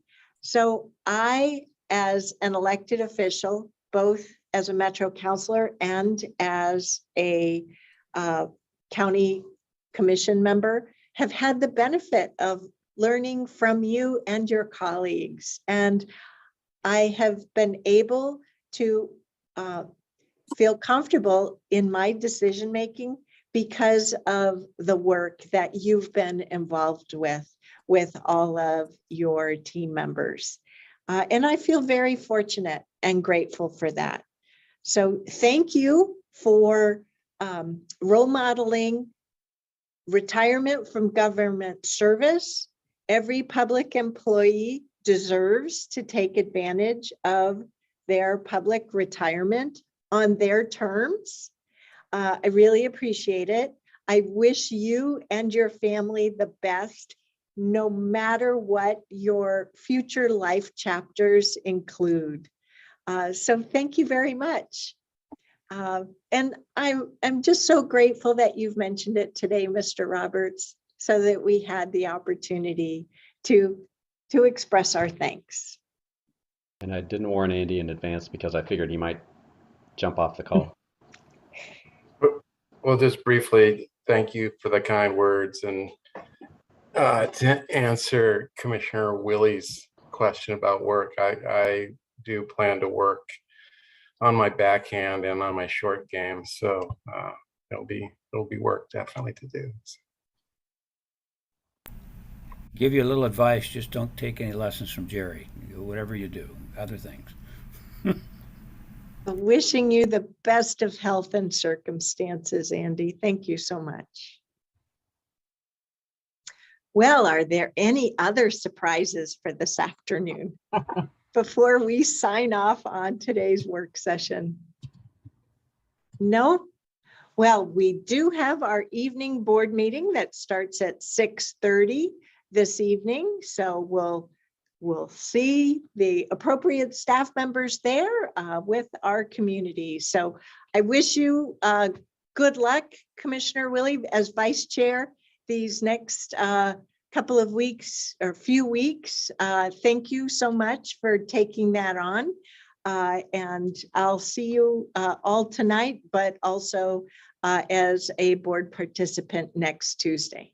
And then I'll be fully off on vacation. Thanks, everybody. Good night. Have a great vacation.